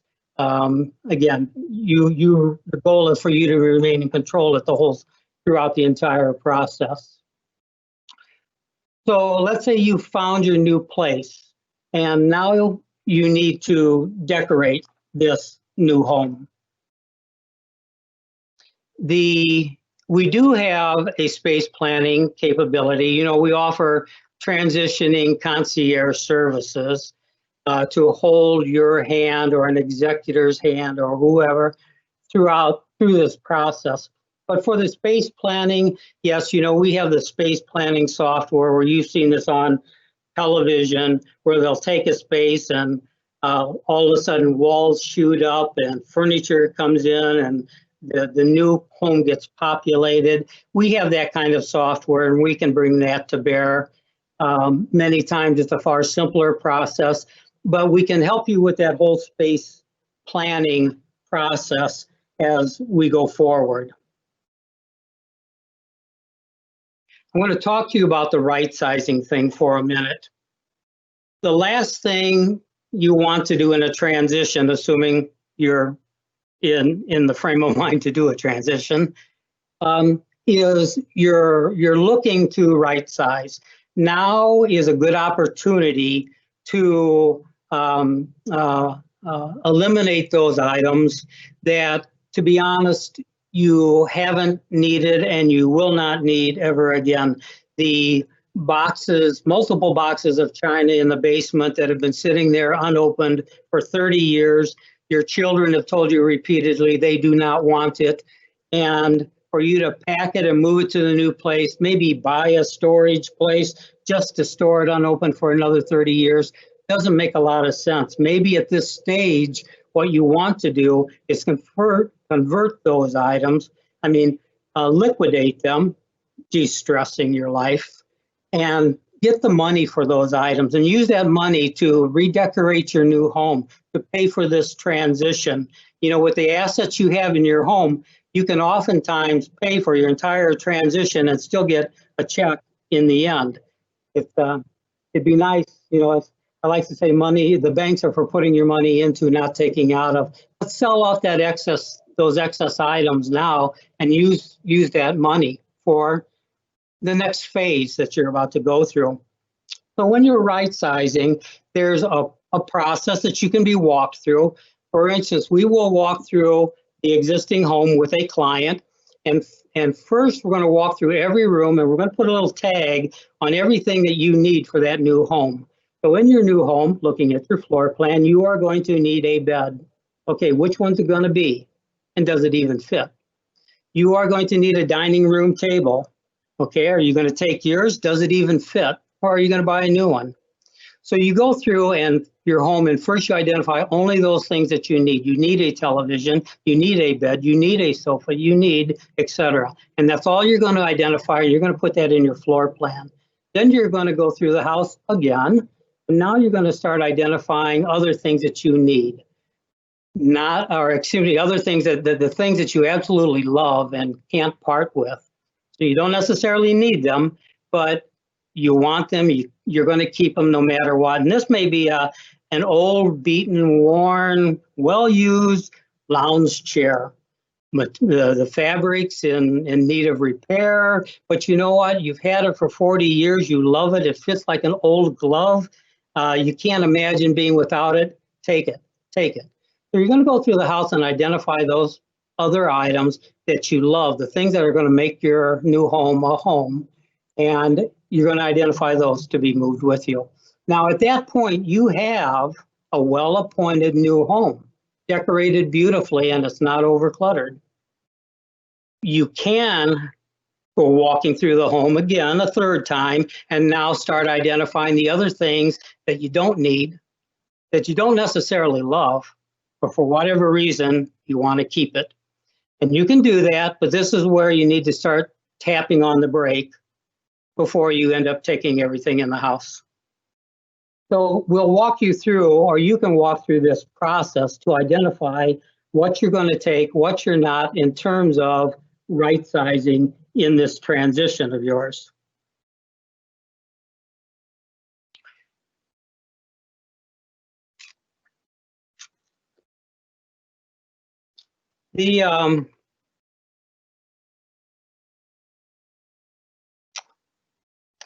When it comes to once you've identified the items that you are keeping, family's taken what they want, you've made the meaningful donations that you want to make, it's now time to purge the rest. We have lots of ways of purging. We do in-home estate sales, which is generically how you get the highest gross value for your things. We can do online auctions. We have the nation's largest online auctioning portal. That's another mode for selling your items. We have private buyers. We have many different ways to sell the excess. The idea is sell the excess and get the money to use however you're going to use it. Let me mention a couple of caveats in terms of your right sizing and your purging. A couple of the largest mistakes that we see people making on a regular basis. One is throwing things away. Throwing things away comes at the end of this process, not the beginning. So we'll have clients that are going through their house and looking at their things and wanting to make progress. They just start donating and throwing away. Who would want this and who would want that? I'm just going to throw this away. I'm just going to donate this. And you would be shocked at what people will buy. I'll also say that, to be honest, we are the experts in what people buy and the value of things. I mean, you may have an old Lionel toy train, but I'm the one that knows that the box is worth more than the train. Don't throw the box away. You may have that basement or attic that's damp, that's filthy. I mean, many of them are infested with little critters nesting in the clothing. And you open up that box and you see all that old clothing and it's like, my gosh, who would ever want it? I don't even want to touch it, and start throwing it away. But you know what? I'm the one that recognizes that pair of blue jeans, old, nasty, ragged, ripped, torn, that if it's missing the stud makes it worth $3,000, and you don't. You should really allow an expert to help you with the purging and resist the urge to just start throwing things away. Throwing away comes at the end of the process, not the beginning. People do allow another typical mistake. People bring in auctioneers, or they allow people to cherry pick their estate. They will say, I'm going to sell this jewelry. And they'll say, well, a friend will say, well, I have a friend who has a friend who's a jeweler. Let's take it to them and see what it's worth. And they may end up selling it to them. But I can guarantee you that I can get dramatically more money for that jewelry than what that individual would probably offer you. The same goes to inviting auctioneers to come in who will cherry pick your estate, take away only the best things. And by the time you pay them to pack them and haul it and move it and auction it and pay their commission, you're sometimes getting 20 cents on the dollar or less. And it's also, you're selling your best stuff at 20 cents on the dollar instead of 80 cents on the dollar. And you're also de-incentivizing people that would come to your sales and see that good stuff and in the process buy all that other stuff. And there's just lots of reasons not to do cherry picking up front. That's not the typical route for a successful purging. I could talk for every day about purging.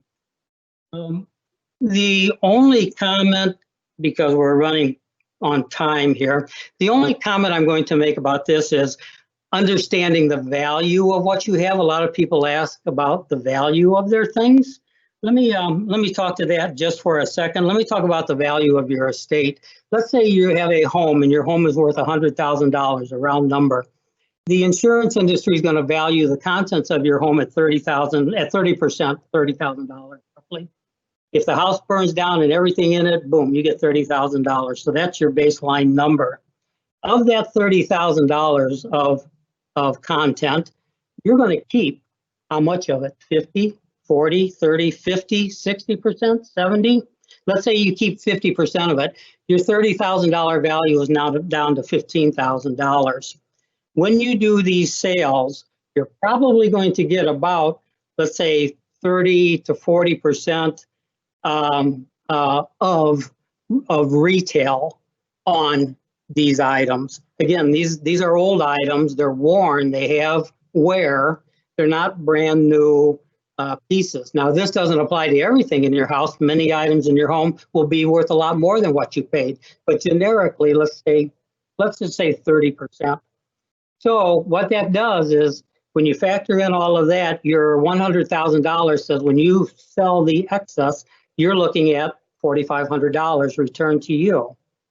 That's on a $100,000 home. Of course, if you have a $300,000 home, you're talking about $13,000, $14,000.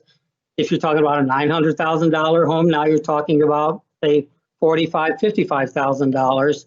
And again, this number can vary widely based on what you're dealing with.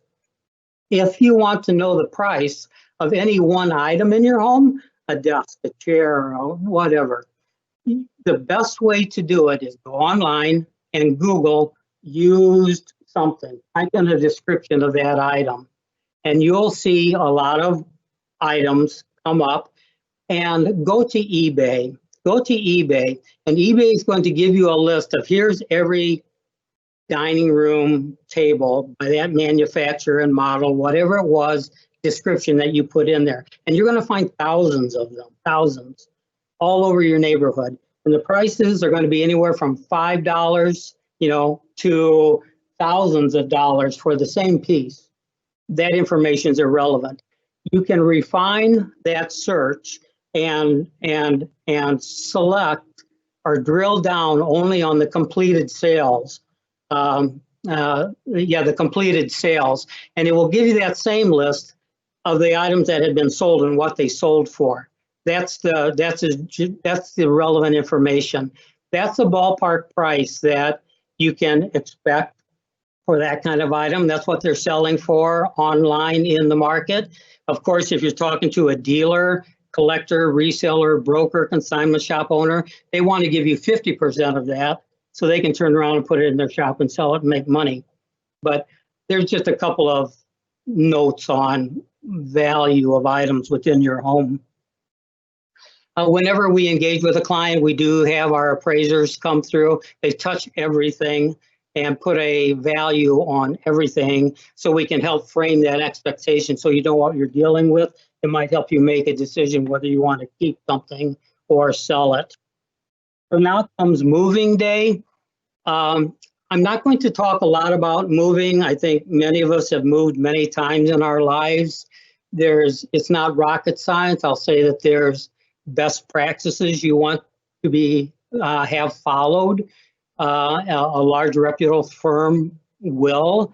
A large reputable firm will also have the bonding and insurances that you must ask for, because everything I've talked about, be it moves or estate sales or cleanouts or any of those services, they're all unregulated businesses.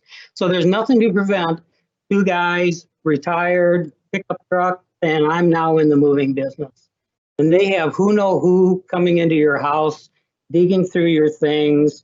Are they insured? Are they background checked? Are they bonded? All those questions you have to ask and make sure all those bases are covered. But so the move is, again, a function that we provide on a nationwide basis. Resettling is a service that we offer, particularly to those clients that are moving out of their larger homes and estates, homes of a lifetime that are full, and they're now downsizing, right-sizing dramatically into something more like an assisted living or maybe a large independent living facility, a 55-plus community even. This is where we take the moving function a step farther. Everything is unboxed. That new home is set up and decorated completely. The display cabinets are where you wanted them. All the tchotchkes are back in the cabinets the way they came out. The home is decorated with the pictures and the collectibles around the house. We can give you a key. You can walk in that door when we're done and just sit down and go into your kitchen, open the cabinets, get some food, snack, turn on the television, sit down and rest. You walk into a home that's fully decorated, it's immaculate, it's beautiful. I can't tell you how many times a client will well up with tears when they walk into their new beautiful home. But resettlement is a service that we offer as well, if that's of interest to you. So I feel like I've been talking 900 miles an hour here. So let me just say that I work 24/7, 7 days a week. Please don't hesitate to call me anytime you have questions. I'll gladly talk to you and give you the benefit of my 2 cents. We come out, we meet with people, no cost, no obligation, to help you think through your options and talk about values. And so I'd love to meet each and every one of you. Please feel free to call anytime. There's my contact information. And at this point, I can open it up to any questions. Well, I'm going to ask our attendees, Terry, thank you very much. I'm going to ask our attendees to hold off calling you for at least the next 5 or 10 minutes so we can fit in that question time. But if your phone starts ringing, we'll know why. I did have a couple questions come in. I think during your presentation you mentioned that you all have 275 offices nationwide. Did I understand that correctly? Yeah, most every major metropolitan area across the country, we have offices, yes. So the question came up from one of our attendees. They did a search and saw that there's one about 60 miles from their home. So what's the service radius for your various offices? Would if they called the closest office, would services be available? Does it only extend so far? It's as far as our employees can service. Yeah, you know, they're not willing to drive 3 hours one way for a 2-hour job and 3 hours back. So it's whatever radius we can service effectively. Very good. And given that you're in the major metropolitan areas, can you talk a little bit about, because we run into this sometimes with our clients at the Senior Living Foundation, somebody lives in Oregon and they're going to make the move and go live with their daughter in Georgia. And I would imagine if we're talking about major metropolitan areas, you've got a presence maybe in both places, you know, Portland and Atlanta perhaps, and multiple locations in between. How do your offices coordinate? Is there one office that takes the lead, or are various groups helping along the way? Is it one team managing, or are we bringing in people from across the country? Yeah, it will be a combination of the above. So it's a frequent, common situation for us to deal with. So my partner on the other end, well, let's say that I'm going to move someone from here to Oregon. I would probably take the lead because most of the effort in terms of coordinating all aspects of this and clearing out the existing property would be done on my end. So I'd probably take the lead. I'd be working closely with my office out there, and they would they could receive the moving truck. They would oversee the resettling effort. They could do anything on that end. We work together regularly. And it's easy to do so when we're dealing with the same company, the same practices, and same policies and procedures. And so I know what to expect, and I know them all pretty well.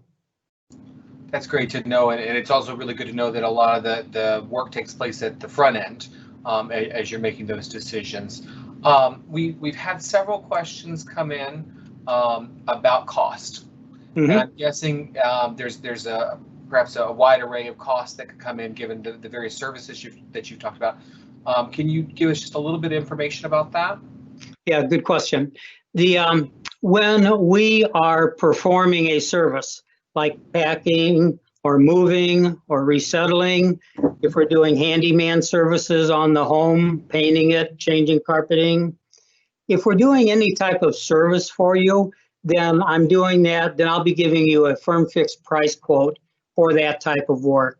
So yeah, it's based on our estimate or our workup of value and cost of material and labor.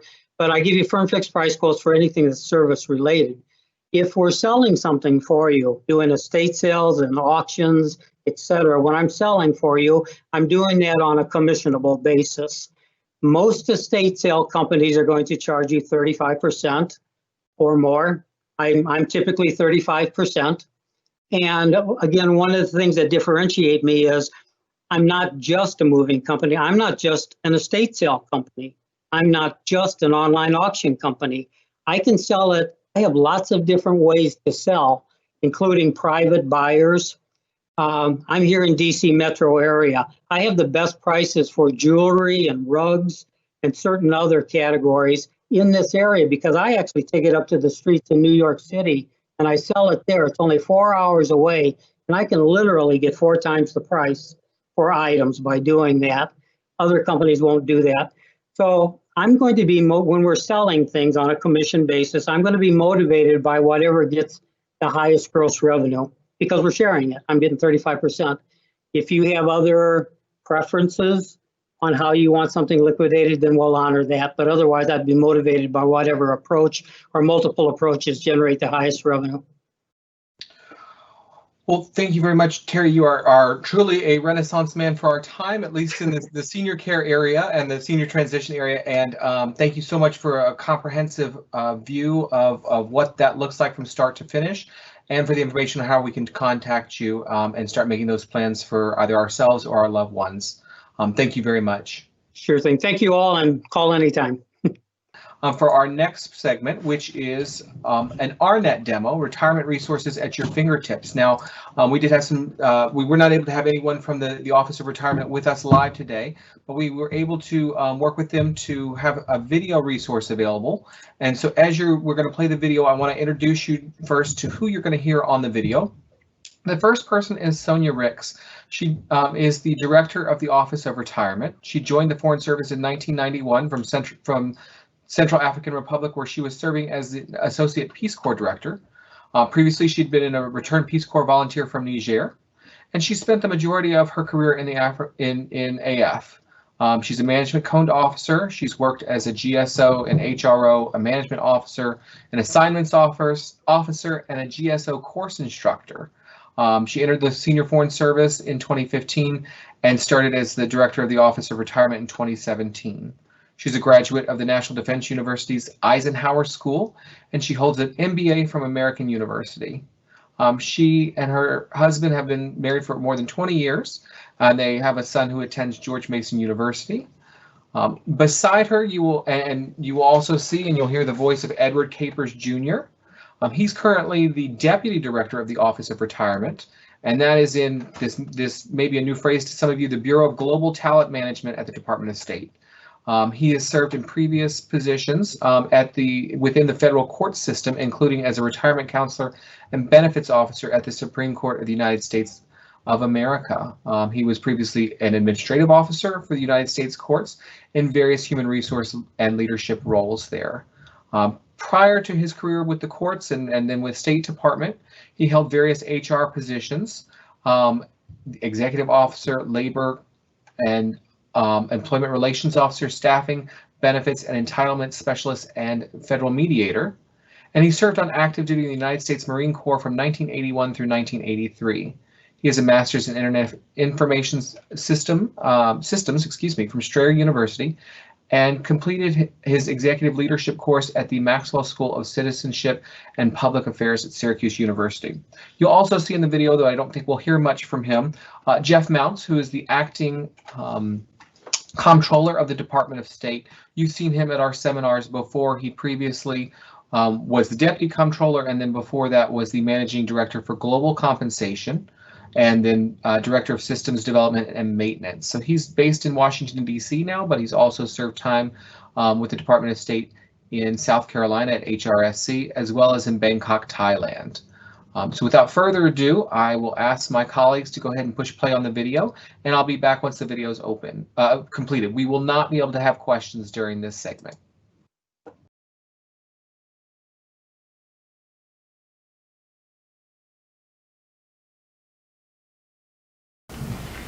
Good afternoon, everyone. I'm Sonja Ricks. I've been the director of the Office of Retirement in the Human Resources Bureau at the Department of State for 1 year now.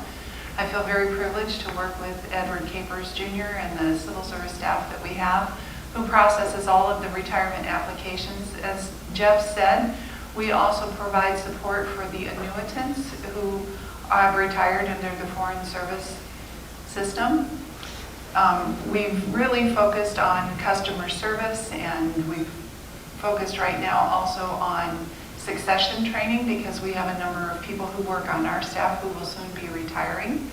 So I'm going to turn it over to Ed Capers, who's going to talk to you about the resources that are available. We do maintain a website that has a lot of information. As Jeff said, we on an annual basis send out an annuitant newsletter that's being put together right now as we speak, and will soon be sent out to all of the annuitants. It goes out every year and it has valuable information. I encourage everyone to take a good look at the annuitant newsletter, and we're always available if there are questions. Ed? Thank you, Sonja. I'm glad to be here. Thanks for the invitation. I think a year ago we stopped mailing out the hard copy annual newsletters. All the previous directors keep saying that would be for the next director. Well, when Sonja arrived, she was that next director. So we don't do hard copy. We post it on RNET, which is accessible and easy to get to, and that's https://rnet.state.gov. And I'm going to recommend that if you save it in your favorites, you have to refresh it, because what happens is this site has a lot of cyber attacks. and State Department is constantly refreshing it. So when you see it in your favorites, you may click on it, it may not open, so you may have to refresh it from time to time. So that's going to be a problem. Why you say it doesn't work or it's not opening. But this site gets a lot of cyber attacks. You'll be amazed how many times the site's attacked. It has a wealth of information. The focus is annuitants because you're outside the system. For active employees, they're inside, so they have the intranet, so we have the internet for those who are annuitants. It has a wealth of information. It provides who to contact in case of a death. Your family members do not know what to do, but if they have this site, it'll give them some guidance on who to call, where to go.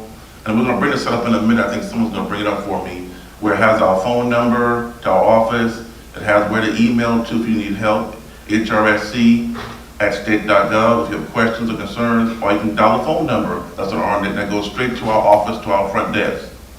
Direct contact. You don't speak to an automated system, push 1, push 2, push 3.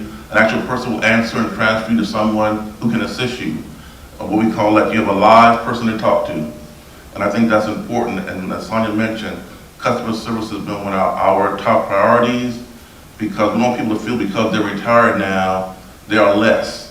You serve your country, and just because you're retired does not mean you deserve less. You deserve the same amount of service that you had when you were active. So we try to instill that in all our employees and with our customer service training and reminders. You'll see on the site that has what it says, what's new. If anything, breaking news or anything important for annuitants or employees, we try to post it on what's new on the website. It has Ask RNET. You may have a question, you can type it in, and we provide you some answers. If it's not clear, you can always call our office.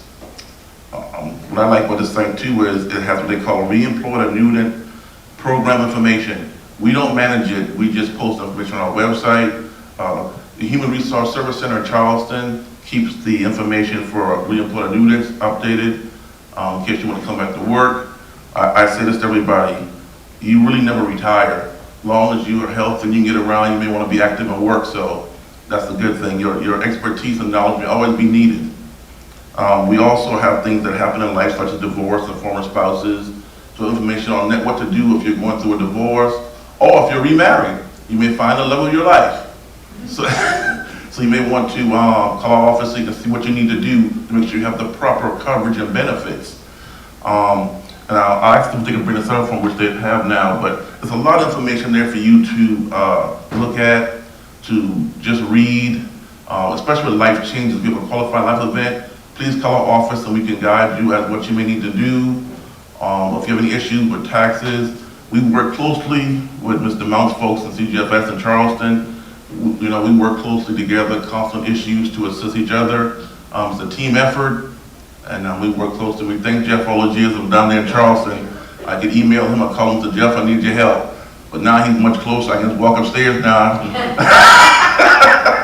So we thank him for that relationship, this is important. Because like we said, we may authorize something, but Charleston has to pay it. So it's a coordination.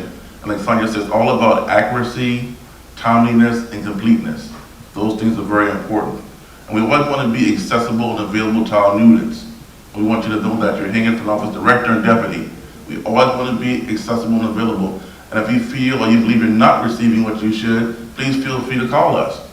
That's why we're there. We won't out you and say, so-and-so called me and they said you're not doing your job. That's not what we're going to do. We'll use it as a learning experience where we don't have to say your name. So I don't want you to feel like we'll put you out there like that. We don't do that. We think that we don't know what we don't know. But if something's not going right, and let us know, we can improve it. So you can help us by calling and saying, your ideas, your thoughts. We appreciate that.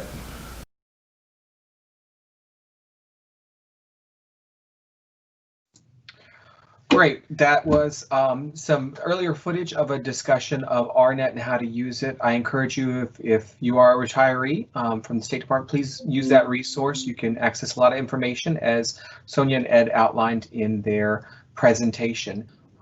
We are in our last hour, and to kick us off, we're going to have one of our most popular sessions from past Planning for Change seminars, and that is a session on estates, wills, and trust planning.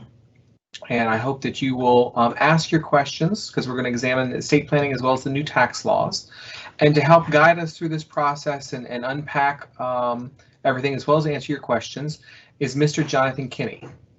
Mr. Kinney is a shareholder of Bean, Kinney & Corman, practicing in the areas of land use and zoning, real estate, corporate, estate planning, and wealth management.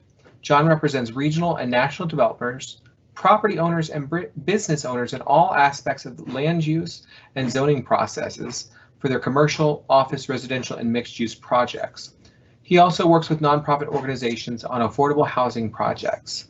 In addition, Mr. Kinney represents a wide range of clients in estate planning and wealth management matters, including business succession planning and complex property transfers and trusts, including structuring of corporate entities and trust vehicles for long-term wealth management goals. I'll encourage all of our attendees to use the Q&A session to make sure that we can provide our questions to Mr. Kinney at the end of his talk.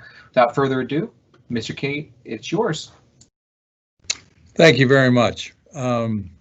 The first slide is simply a summary of the estate planning tools that are available. There are others, but these are the standard documents that you would run into in terms of doing your estate plan, the power of attorneys, advanced medical directives, questions about wills and trust and life insurance and such as that. I'm just going to go through them. I hope there'll be questions at the end on any of these. Starting with the durable power of attorney, that's basically where you give another individual the full authority or partial authority to manage your affairs. They can be anything from a power of attorney to run a settlement or purchase or sale of the house, to a power of attorney that basically gives the person that you've appointed responsibility to just about anything. It's a document that's only valid during your lifetime, and there are sometimes differences in one or the other of the state requirements. So sometimes you will have a situation with a durable power of attorney will need to be state specific. Advanced medical directive or a living will, number of different names, that is basically doing the same thing as a durable power of attorney is doing, except for instead of for financial matters, it basically is for medical matters. And it can be such that you just give authority to an individual to make the medical decisions when you're unable to, or you can, if you have advanced medical directive, you can establish individual preferences like the use of oxygen and for how long and what circumstances. So basically that can either be something that's granted immediately where you have it ready to act, or it can be a power of attorney that only comes into play under certain circumstances. In most cases, it's not going to be used as long as you're able to express your feelings and beliefs. So it's likely to occur just in terms of emergency situations, you're comatose, something of that nature.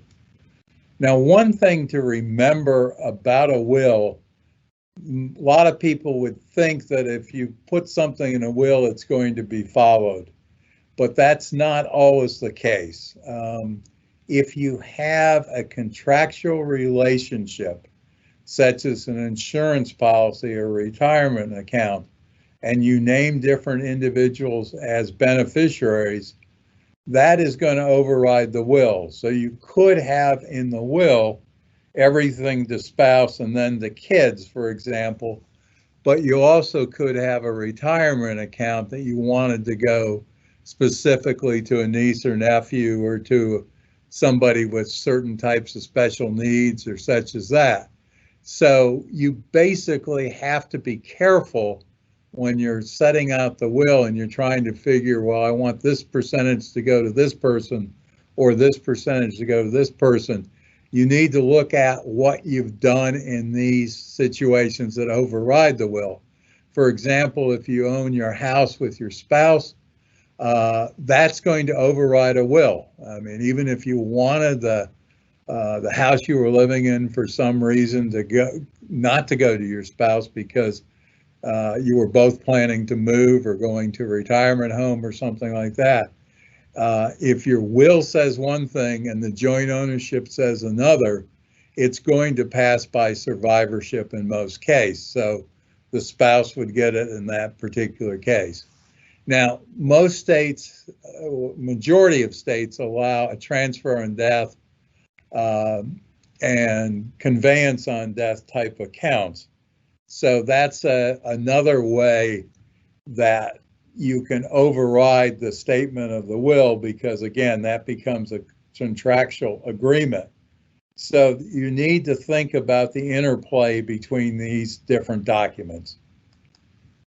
Okay. Now, the will, as it says, is only effective at death. It does appoint someone to handle your affairs after the death. That is usually called an executor. If you don't have a will, the state that you're living in, the laws of that state will apply to the distribution of assets. And if you don't name a guardian in a will, potentially the state will be involved in the determination of where minor children are living. So those are two good reasons to have a will. Other ancillary reasons to have a will would be funeral wishes or specific gifts or instructions about the funeral or something like that. Now, you can give specific bequests in the will, and in most states, you can give a letter to the executor that allows you to change those personal property distributions at any time, so you don't have to come in to write a new will or write an addendum or a codicil to a will. You also may establish a trust in a will, but there's some downside to doing that, which I'll explain a little bit later. Okay. Trusts are another method of distributing your estate. They can be established in your will, as I mentioned, but the assets do not avoid probate in almost every state.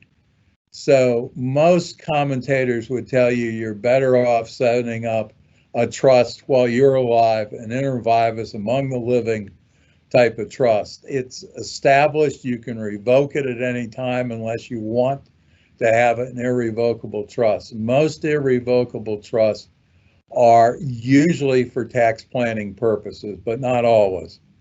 There are a number of types of trusts that people set up. We're seeing less of that now because the exemption amount and the portion of the estates that are subject to taxation has greatly decreased since a few years ago when we changed the law and increased the exemption. But you can set up a trust with a favorite charity. A lot of the charities have charitable remainder trust or charitable annuity trust, and they either provide you with income for life or a remainder income that would go to your children, where the principal is basically paid over to them. People also use trusts for the kiddie trust, grandchildren's trust, but again, that's less likely now because there isn't a distinction between gifts made in the first generation and the second or third generations. So the need for those currently is less than it was in the past, but it may be something that's going to be much more important in a few years if current legislation stays in place. Okay. One basic premise, which I think will stay in place for the foreseeable future, is that transfers between U.S. citizen spouses are tax-free. Now, if you're a non-U.S. citizen or your spouse is a non-U.S. citizen, you can still transfer your estate to that individual, but you have to have a qualified domestic trust. You do not, and no longer do you have to establish the trust during your lifetime, you simply provide for it in your will or trust. And in that case, the executor of the estate or the trustee can work with your spouse to set up this non-qualified domestic trust for non-US citizens. If it's below a certain amount, the trust can actually be managed by the spouse. But if it's over, if you get into the lower $1 million range, a bank is usually required to manage the estate. And the reason for this is the US does want to have the ability to tax, if appropriate, citizens rather than having go back to their home of origin or something like that. So that's why it's in place. Now, the current federal estate tax exemption, and exemption's not totally the correct word, but it's a word everybody uses. An individual can pass to parties other than their spouse $11.58 million this year, and a married couple can pay $23.6 million. Now that is scheduled to revert back to a lower number in 26, and it may, because of political changes, it may revert to a lower number next year or sometime in the future, depending on what happens in Congress and the presidency and such as that. Okay. Congress elected something called portability a number of years ago. It's likely to remain in our tax law. It effectively means, I'll give you an example, if the husband passes away and gives everything to the wife, with portability, the wife can use the unused portion of the husband's exemption amount. So one person, instead of having an $11.5 million exemption, they could have 23, or if the matters revert, instead of having a $6 million, they could have 12 million. But the right of portability is a technical one. You have to file a 706, the estate tax return, to take advantage of it. Most people do not need to worry about this, but there is a trap or two in the use of portability. It's not automatic. Okay. Now, a number of states have their own estate or inheritance tax. This chart, in courtesy of Kiplinger's and updated since their latest version, shows the number of states that have their own inheritance or estate tax. The estate taxes are shown in green, and the inheritance tax states are shown in orange, and those that have both, like Maryland, are shown in a striped pattern. Now, what this means is if you're living in one of these states, you would pay an additional tax and over and above the tax that may be due to the federal government. And in a number of states, the state estate tax is much lower in terms of a threshold exemption amount than the federal. So in a number of states, you could have an exemption amount that is only, I think the lowest right now is about $1 million. So in some states, if you were to die in those states, you would maybe not, most likely not have a federal tax, but you could have a separate estate tax. Now, the inheritance tax is basically paid by the beneficiary, the person receiving. In most states, linear descendants, i.e. your children, grandchildren, do not pay, but that's not the case in everyone. So this table here shows what's the story in Maryland, Virginia, and DC. I know a lot of people in the audience have other states of origin and still maintain residency in those states, so you need to check on that. But Kiplinger and Forbes, about every 2 years, comes up with a new map, so you could easily Google that or something. These are the amount. Okay, there's a change. I apologize. There is a change on this one. We did change it. But District of Columbia was at 5.6 million, but in August, because of the virus and other needs to raise funds, they cut that amount back to 4 million, and DC does not have portability. And as you can see, the tax rate in some of these states can get fairly hefty. There's a number that are 9 and 10%, but both DC and Maryland go higher than that. We talked about the inheritance taxes. I think the inheritance taxes are generally going out of favor. A year ago, I would have said most of the estate taxes were going out of favor. I no longer believe that because of the COVID situation. I think a number of states may reinstitute or increase the amount of their separate estate tax. So it's not clear what's going to happen in that regard. There is some competition among states.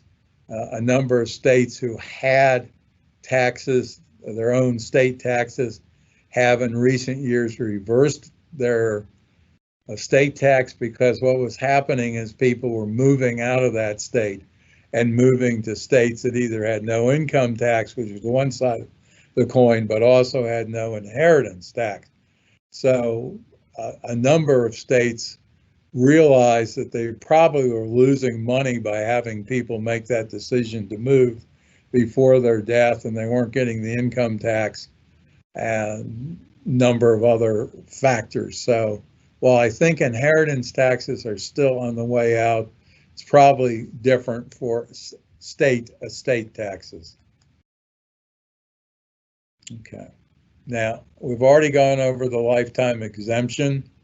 So probably one of the unused exemptions is the $15,000 per individual per year, or $30,000 if the spouse joins in. That's something that if your estate is large and you don't need the funds, you should be doing every year. You should be, and this is not a total of 15 or 30, it's 15 or 30 to each beneficiary. So if you have 6 grandchildren, you could give 6 gifts of 15,000, assuming you can afford it. So that makes it, and the other thing shown on this table is the amount that could be conveyed annually to non-U.S. citizen spouses. For this year, it's 157,000. It'll go up a little bit, most likely, in 2021. Okay.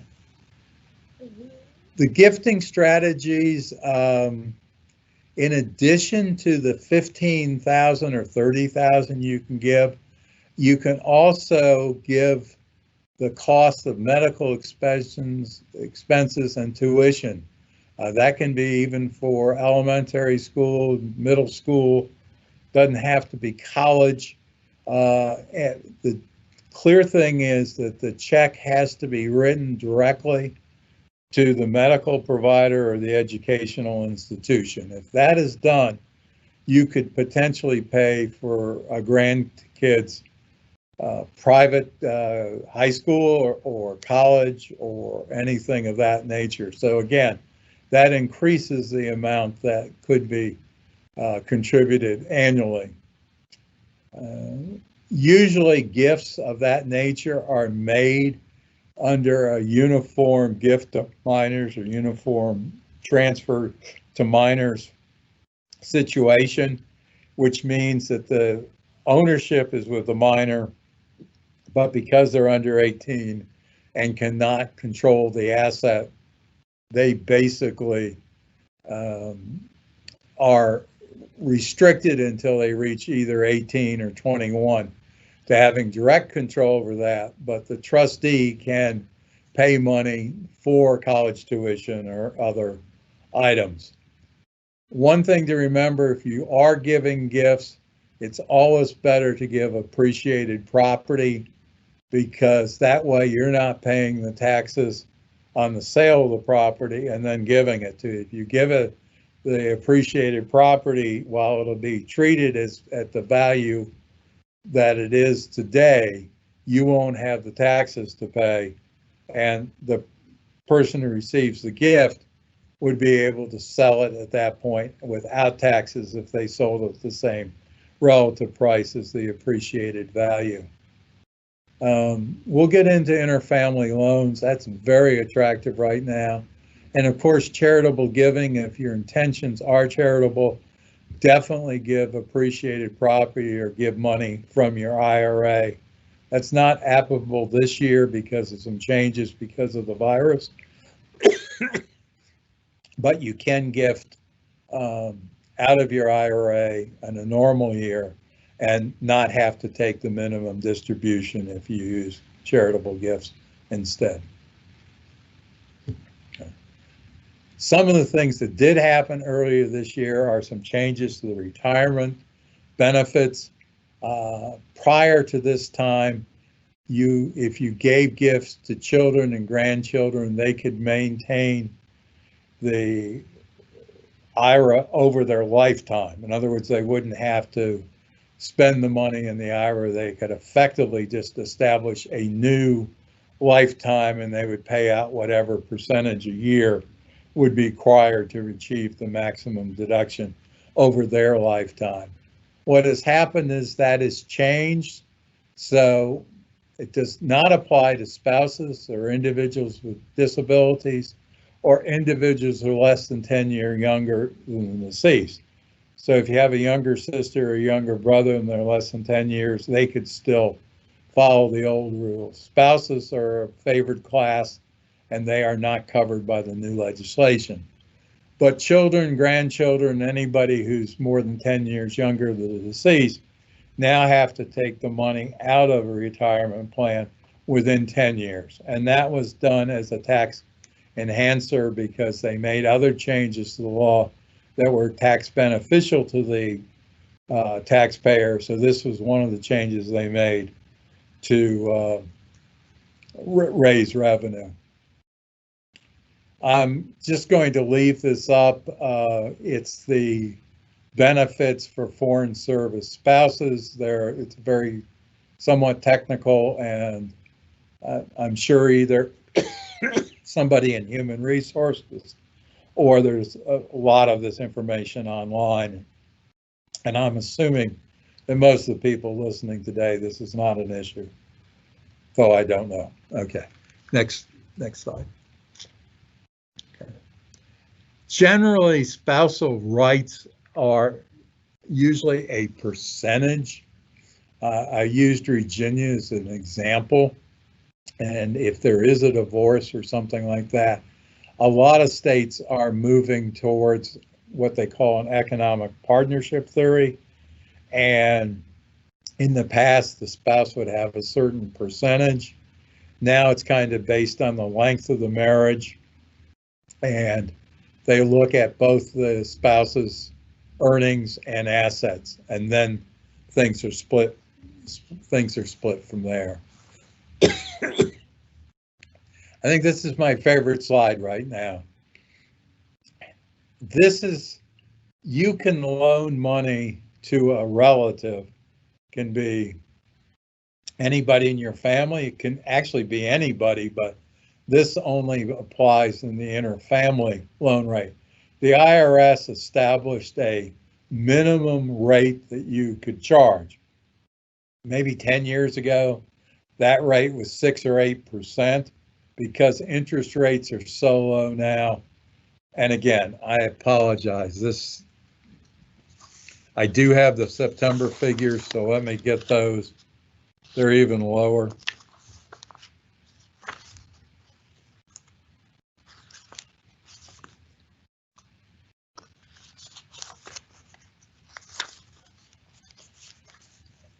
The short-term rate for September is 0.14, the midterm rate is 0.35, and the long-term rate is 1%. So if you were to loan your children or grandchildren money, this is the only rate you would have to charge. Obviously, you could charge more if you needed the income, but at a 1% term, you could loan them money for 9 years, and that can be renewed later on. What they could do with that money after you loan them is they could buy an asset from you. And if you had an asset, I mean, it could be anything from a stock or real estate partnership interest or something like that. If that was consistently paying 4% a year and they only were paying you 1% a year, that's at least a 3% a year advantage to them. And over time, that can make a really big difference if they're gaining 3%. It gets the money out of your estate. You don't use up any of your exemption amount, and you're still getting some income coming back. And at the end of 9 years, excuse me, when you may be older and will be older and may have a need for the money coming back, you don't have to renew the loan. Just the kids would have to repay it at that time. But again, it's one of the tools that I really like.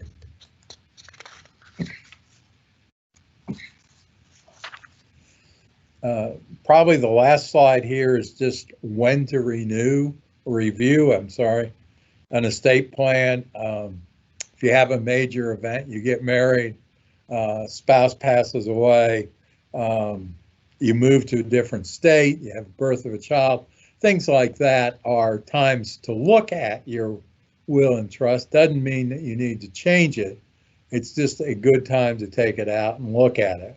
Now, obviously, if there's tax law changes, and there's a very good chance, or fairly good chance anyway, that there will be some major changes next year. So you definitely need to keep on top of that because they will have a significant effect on a lot of existing state plans.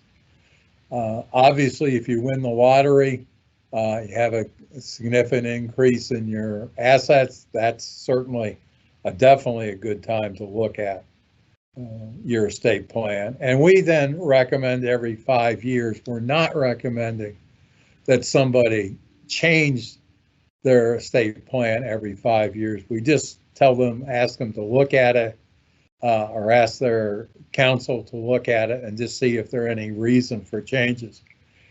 I know in our firm, we don't usually recommend, if there's just a few little things that have happened, probably isn't worth the expense of doing, but if there's been a major life change or one nature or another, it's probably at least worth adding a codicil or looking at some sort of amendment as to your estate plan.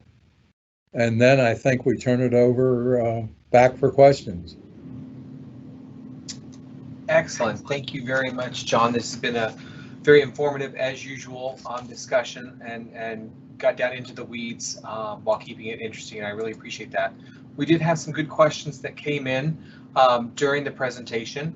The first one that stuck out to me, I have 3 young kids, so this is something that occurs to me. At what age does a child own their 529 account? Excuse me, their 529 account. Does it transfer to their ownership at age 21, age 18? It can be either. Some states it's 18, some it's 21, and some are flexible. Most states are flexible. You can set it up so these type of funds will transfer at 18 or 21. Then let me ask this question, because we talked about the ability to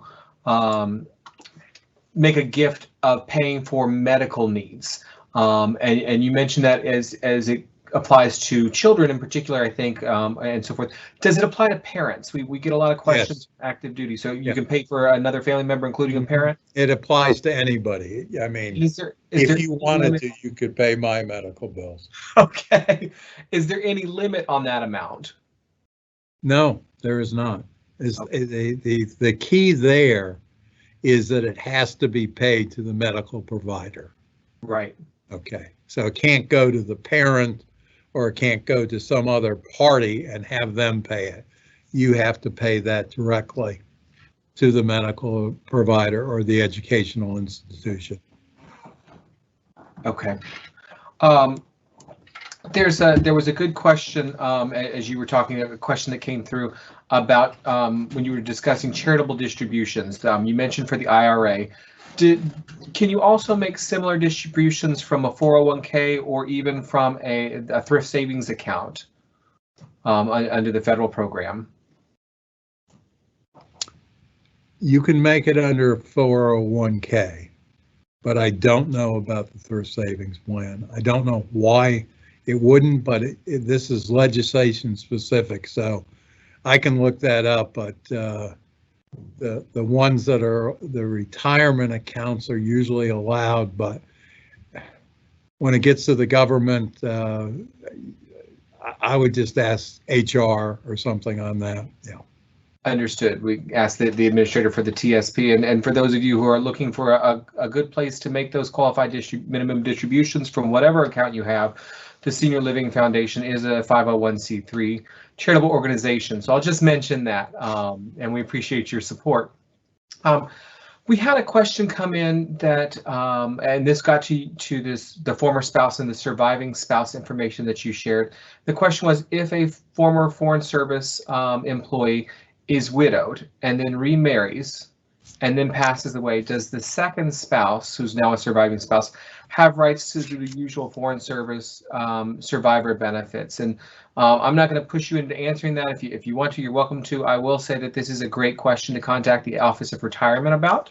And I will say, from my experience, make sure the paperwork's filled out. Do you have anything to add, John? No, I think when we get into specific agency or specific requirements, I think it's always best to ask internally and then have that checked, because there are sometimes little tricks or nuances that people inside the system know that everybody else doesn't. Absolutely, and I imagine our social worker consultants did a panel earlier, and they run into this regularly where paperwork wasn't updated at some point. So we are in the middle of Life Insurance Awareness Month, so just generally, John mentioned this before, in terms of reviewing your needs and reviewing your paperwork, I would say that this is a great time to do that in the midst of Life Insurance Awareness Month. I've got a couple more questions coming in. Let me just check those. And no, it looks like they were repeats of some that we've had before. Do you have anything else that you'd like to add for the for our participants? Again, most of them federal retirees and a few approaching retirement. I would just watch early next year what Congress does, because depending on what happens in Congress and depending on what happens with the presidency, periodically there are major changes to the tax law. This could be one of those periods. Not getting into politics or anything like that. It's just that there's a lot of discussion right now, and sometimes people feel, no, that's only going to affect X or Y, it's not going to affect me. There always are these hidden fundraisers where, you know, they use something to pay for something else. And I would absolutely check and follow the papers as to what's happening. And if people have a large estate, they should be looking at that now and maybe considering doing something. For most of us, that's not a concern, but for some people, particularly in this area, I mean, one of the proposals has and I'm not saying it's going to pass, I'm not trying to scare anybody or anything like that, but one of the proposals has the exemption amount going back to 3 million in this particular area, because you do count insurance, you do count the house and things like that. A extremely large percentage, I mean, not a majority, but a large percentage of people would hit that number, while very few would hit the 11.5 number. Depending on how much is lowered, if it's lowered, that could be an issue. So I just ask people to watch it, follow it, see what they think they should do, if anything.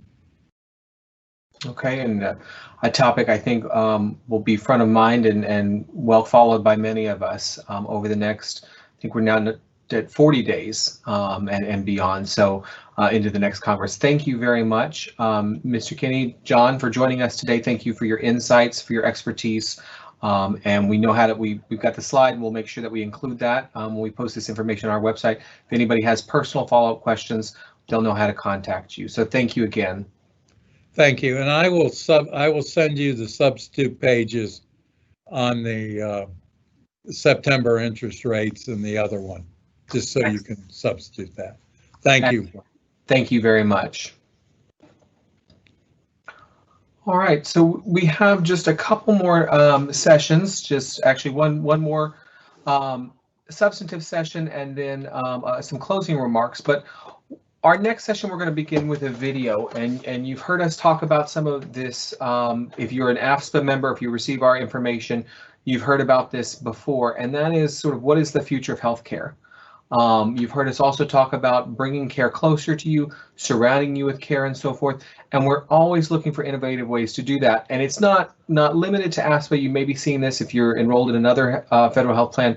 You may be seeing that they are offering new and innovative options to help you manage your care.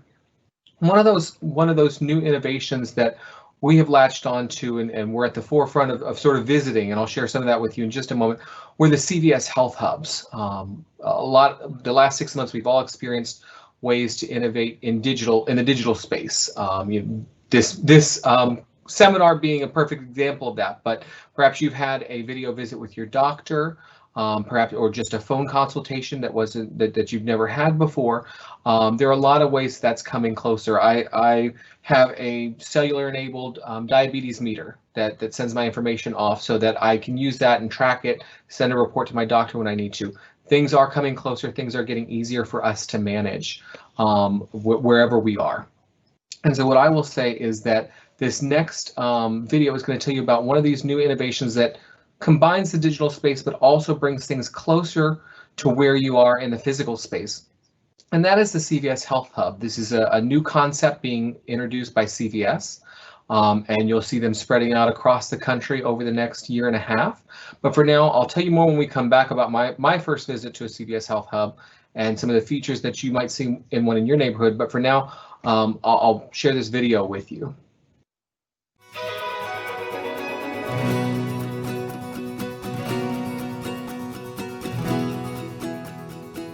Navigating the healthcare landscape can be complicated, so we set out to change things. We're on a mission to make healthcare more convenient, more approachable, and more affordable. A healthcare experience designed with the consumer in mind. Welcome to the CVS HealthHUB, where consumers have access to high-quality healthcare right in their community from a brand they know and trust. Here, consumers have convenient access to what they need to help them stay healthy.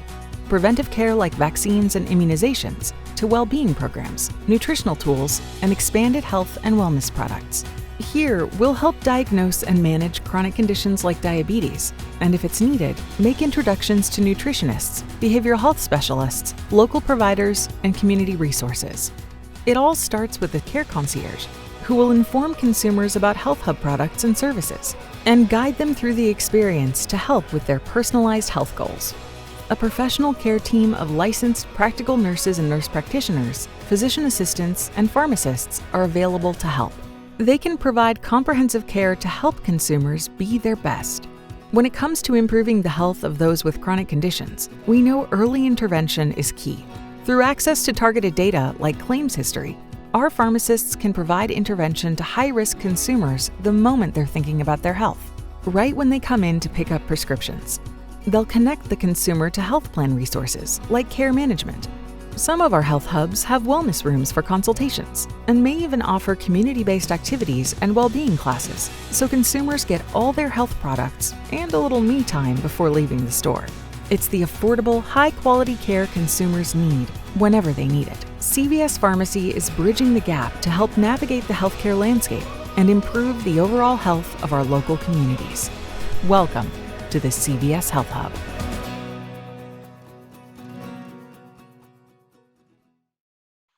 All right, so that's a promotional video, obviously from CVS, that provides a good overview. I'm at this point The magic that you've been seeing today has not been the result of my efforts, but at this point I'm going to try and share my screen with you and walk you through some of the things that that I saw and experienced when I went to my first my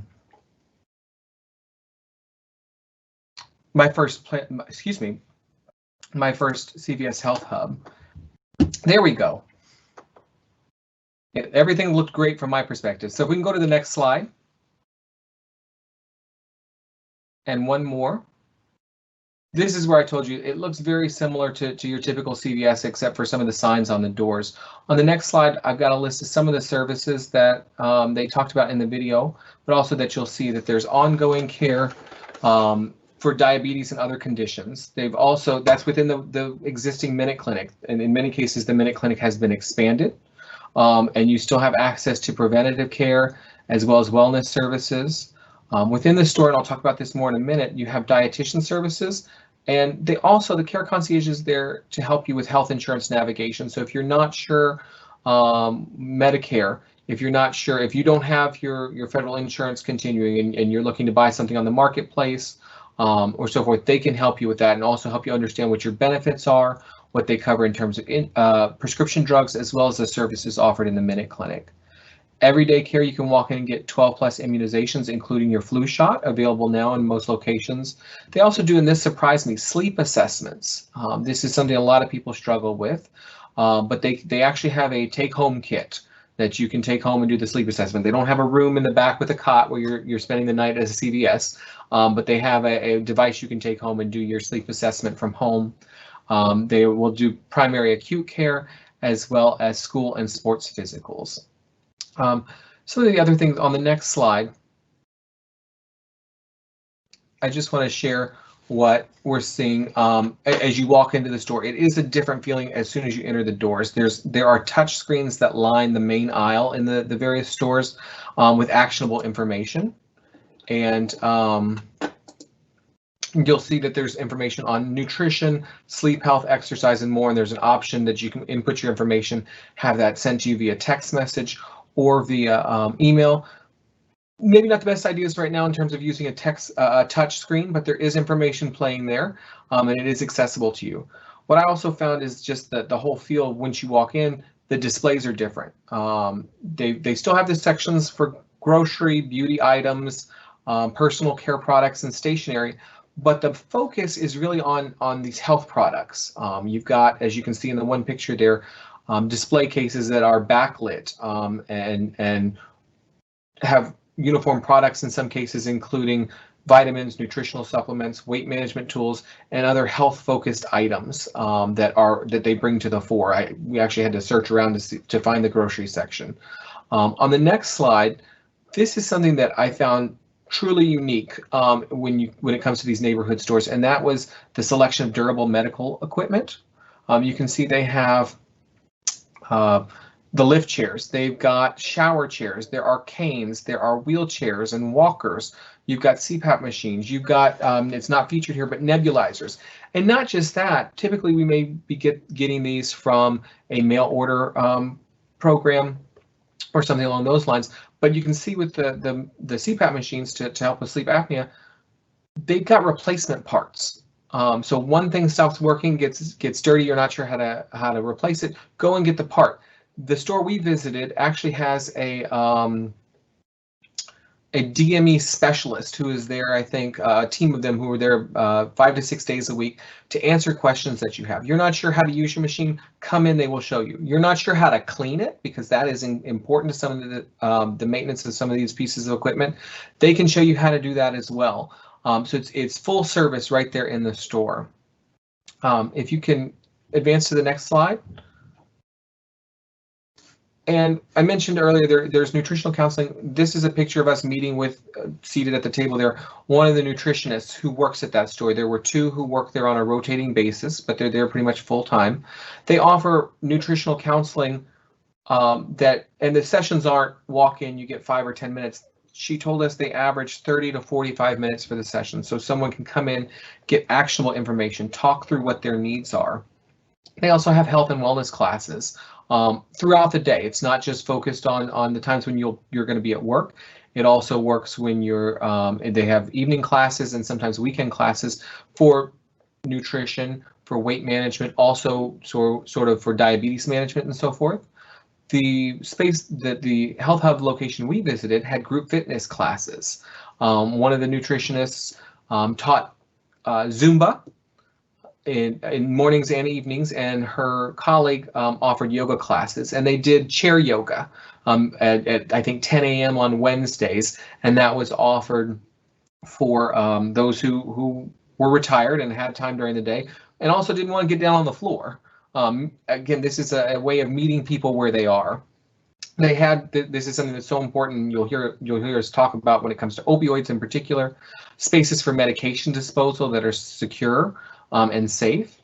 And this particular store also had some limited hearing services. So it wasn't a full audiologist on staff, but they had some hearing assistance devices there that one could use. But services do vary by location. I don't want to make the promise that you're going to find this at every location. I live in Arlington and went to a health hub near me on Spout Run Parkway and US 29. They did not have a group fitness space, but they did have a consultation space to meet with the pharmacist. They did have a care concierge. They did have a nutritionist who was available. They had the Minute Clinic with some expanded space. So it's going to vary by location. And in most cases, these are not going to be new stores. They're going to be converting current stores. And on the next slide, there are more than 300 Health Hub locations that are open now. These are in various states. You can go to cvs.com/healthhub to find the location nearest to you. Someone here mentioned that that the closest one of them is 70 miles away, and that's going to be the case. By the end of next year, the goal is to have approximately 1,500 stores open nationwide. COVID hasn't slowed that down very much, but these hubs are going to be in many communities, and they'll continue expanding after that. Again, to meet you where you are, to provide care in that community environment. There was a question about how the Health Hub services interact with Medicare, and I will get that information. We'll make sure that we've got it in a future ASPA, ASPA in action newsletter, so that information is valid, because I don't want to make promises. But my understanding is that they would interact with Medicare, but when it comes to the DME and so forth, I don't want to answer that question without double checking. So thank you for a great question. I'll get you an answer on that. With that is what I wanted to share with you about the Health Hubs. And I want to turn it over next to our final speaker of the day, and that is my boss, Paula Jakub. Paula Jakub is the Chief Executive Officer and the Executive Vice President of the American Foreign Service Protective Association. She provides a strategic leadership that facilitates the development and enhancement of various insurance and specialty programs offered by the association, including the Foreign Service Benefit Plan as part of the Federal Employees Health Benefits Plan.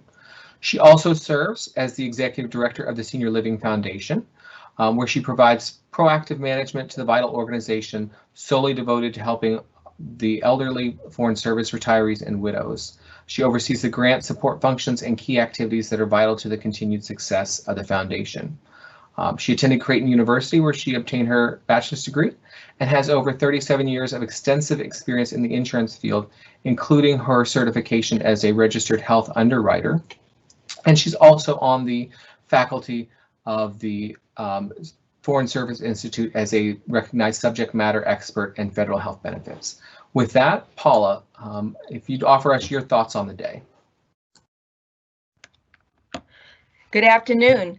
Thank you so much for attending. It has been quite an afternoon.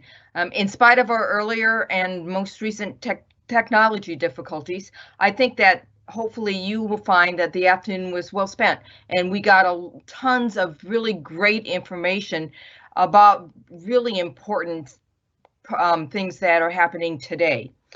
So the foundation has grown quite a bit since the inception in 1988, and I just want to throw some numbers at you, because we're really proud of what we've done during that time.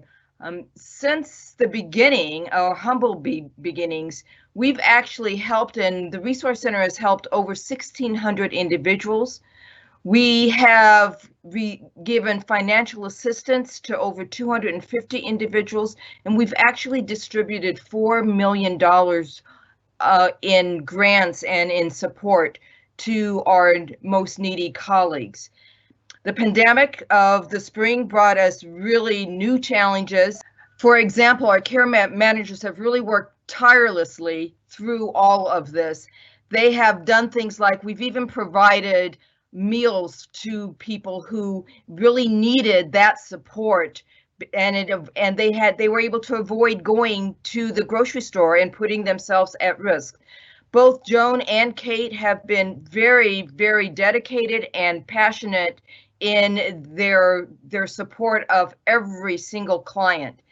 And speaking of passionate, I really want to call out the staff of the Senior Living Foundation and the American Foreign Service Protective Association, who sponsors the foundation. They have really worked hard to bring this virtual seminar to us, and I think they've done a really great job. This is our first virtual event. While I hope that in a couple of years we will be together, we are very happy to have this technology. And last but certainly not least, I definitely, on behalf of our board of directors and Ambassador Grossman, I really want to thank each and every one of you for really believing in our mission, continuing your support of our mission in spite of what is going on around us, and really doing your part in helping us take care of our own. So with that, I will turn it back over to Kyle to close it out. Thank you very much. And please feel free to ask us any questions and go to our website, because we'll have lots of information posted on that. Hope you have a great rest of your day. Thank you very much, Paula. And as she said, we are here to support you, regardless of where you are in your foreign service career. Maybe you're just starting out, but you have some questions about how to help your parents. Maybe you're past your career and you're trying to figure out what that next transition is for you and how best to manage it. Wherever you are, we are here to support you. Please visit our website at slfoundation.org for more information about what we do and how we do it. And we could not do any of it without your support. So thank you very much for that. But once again, on behalf of Paula, Ambassador Grossman, our board, and my colleagues at SLF and AFSPA, thank you for joining us today.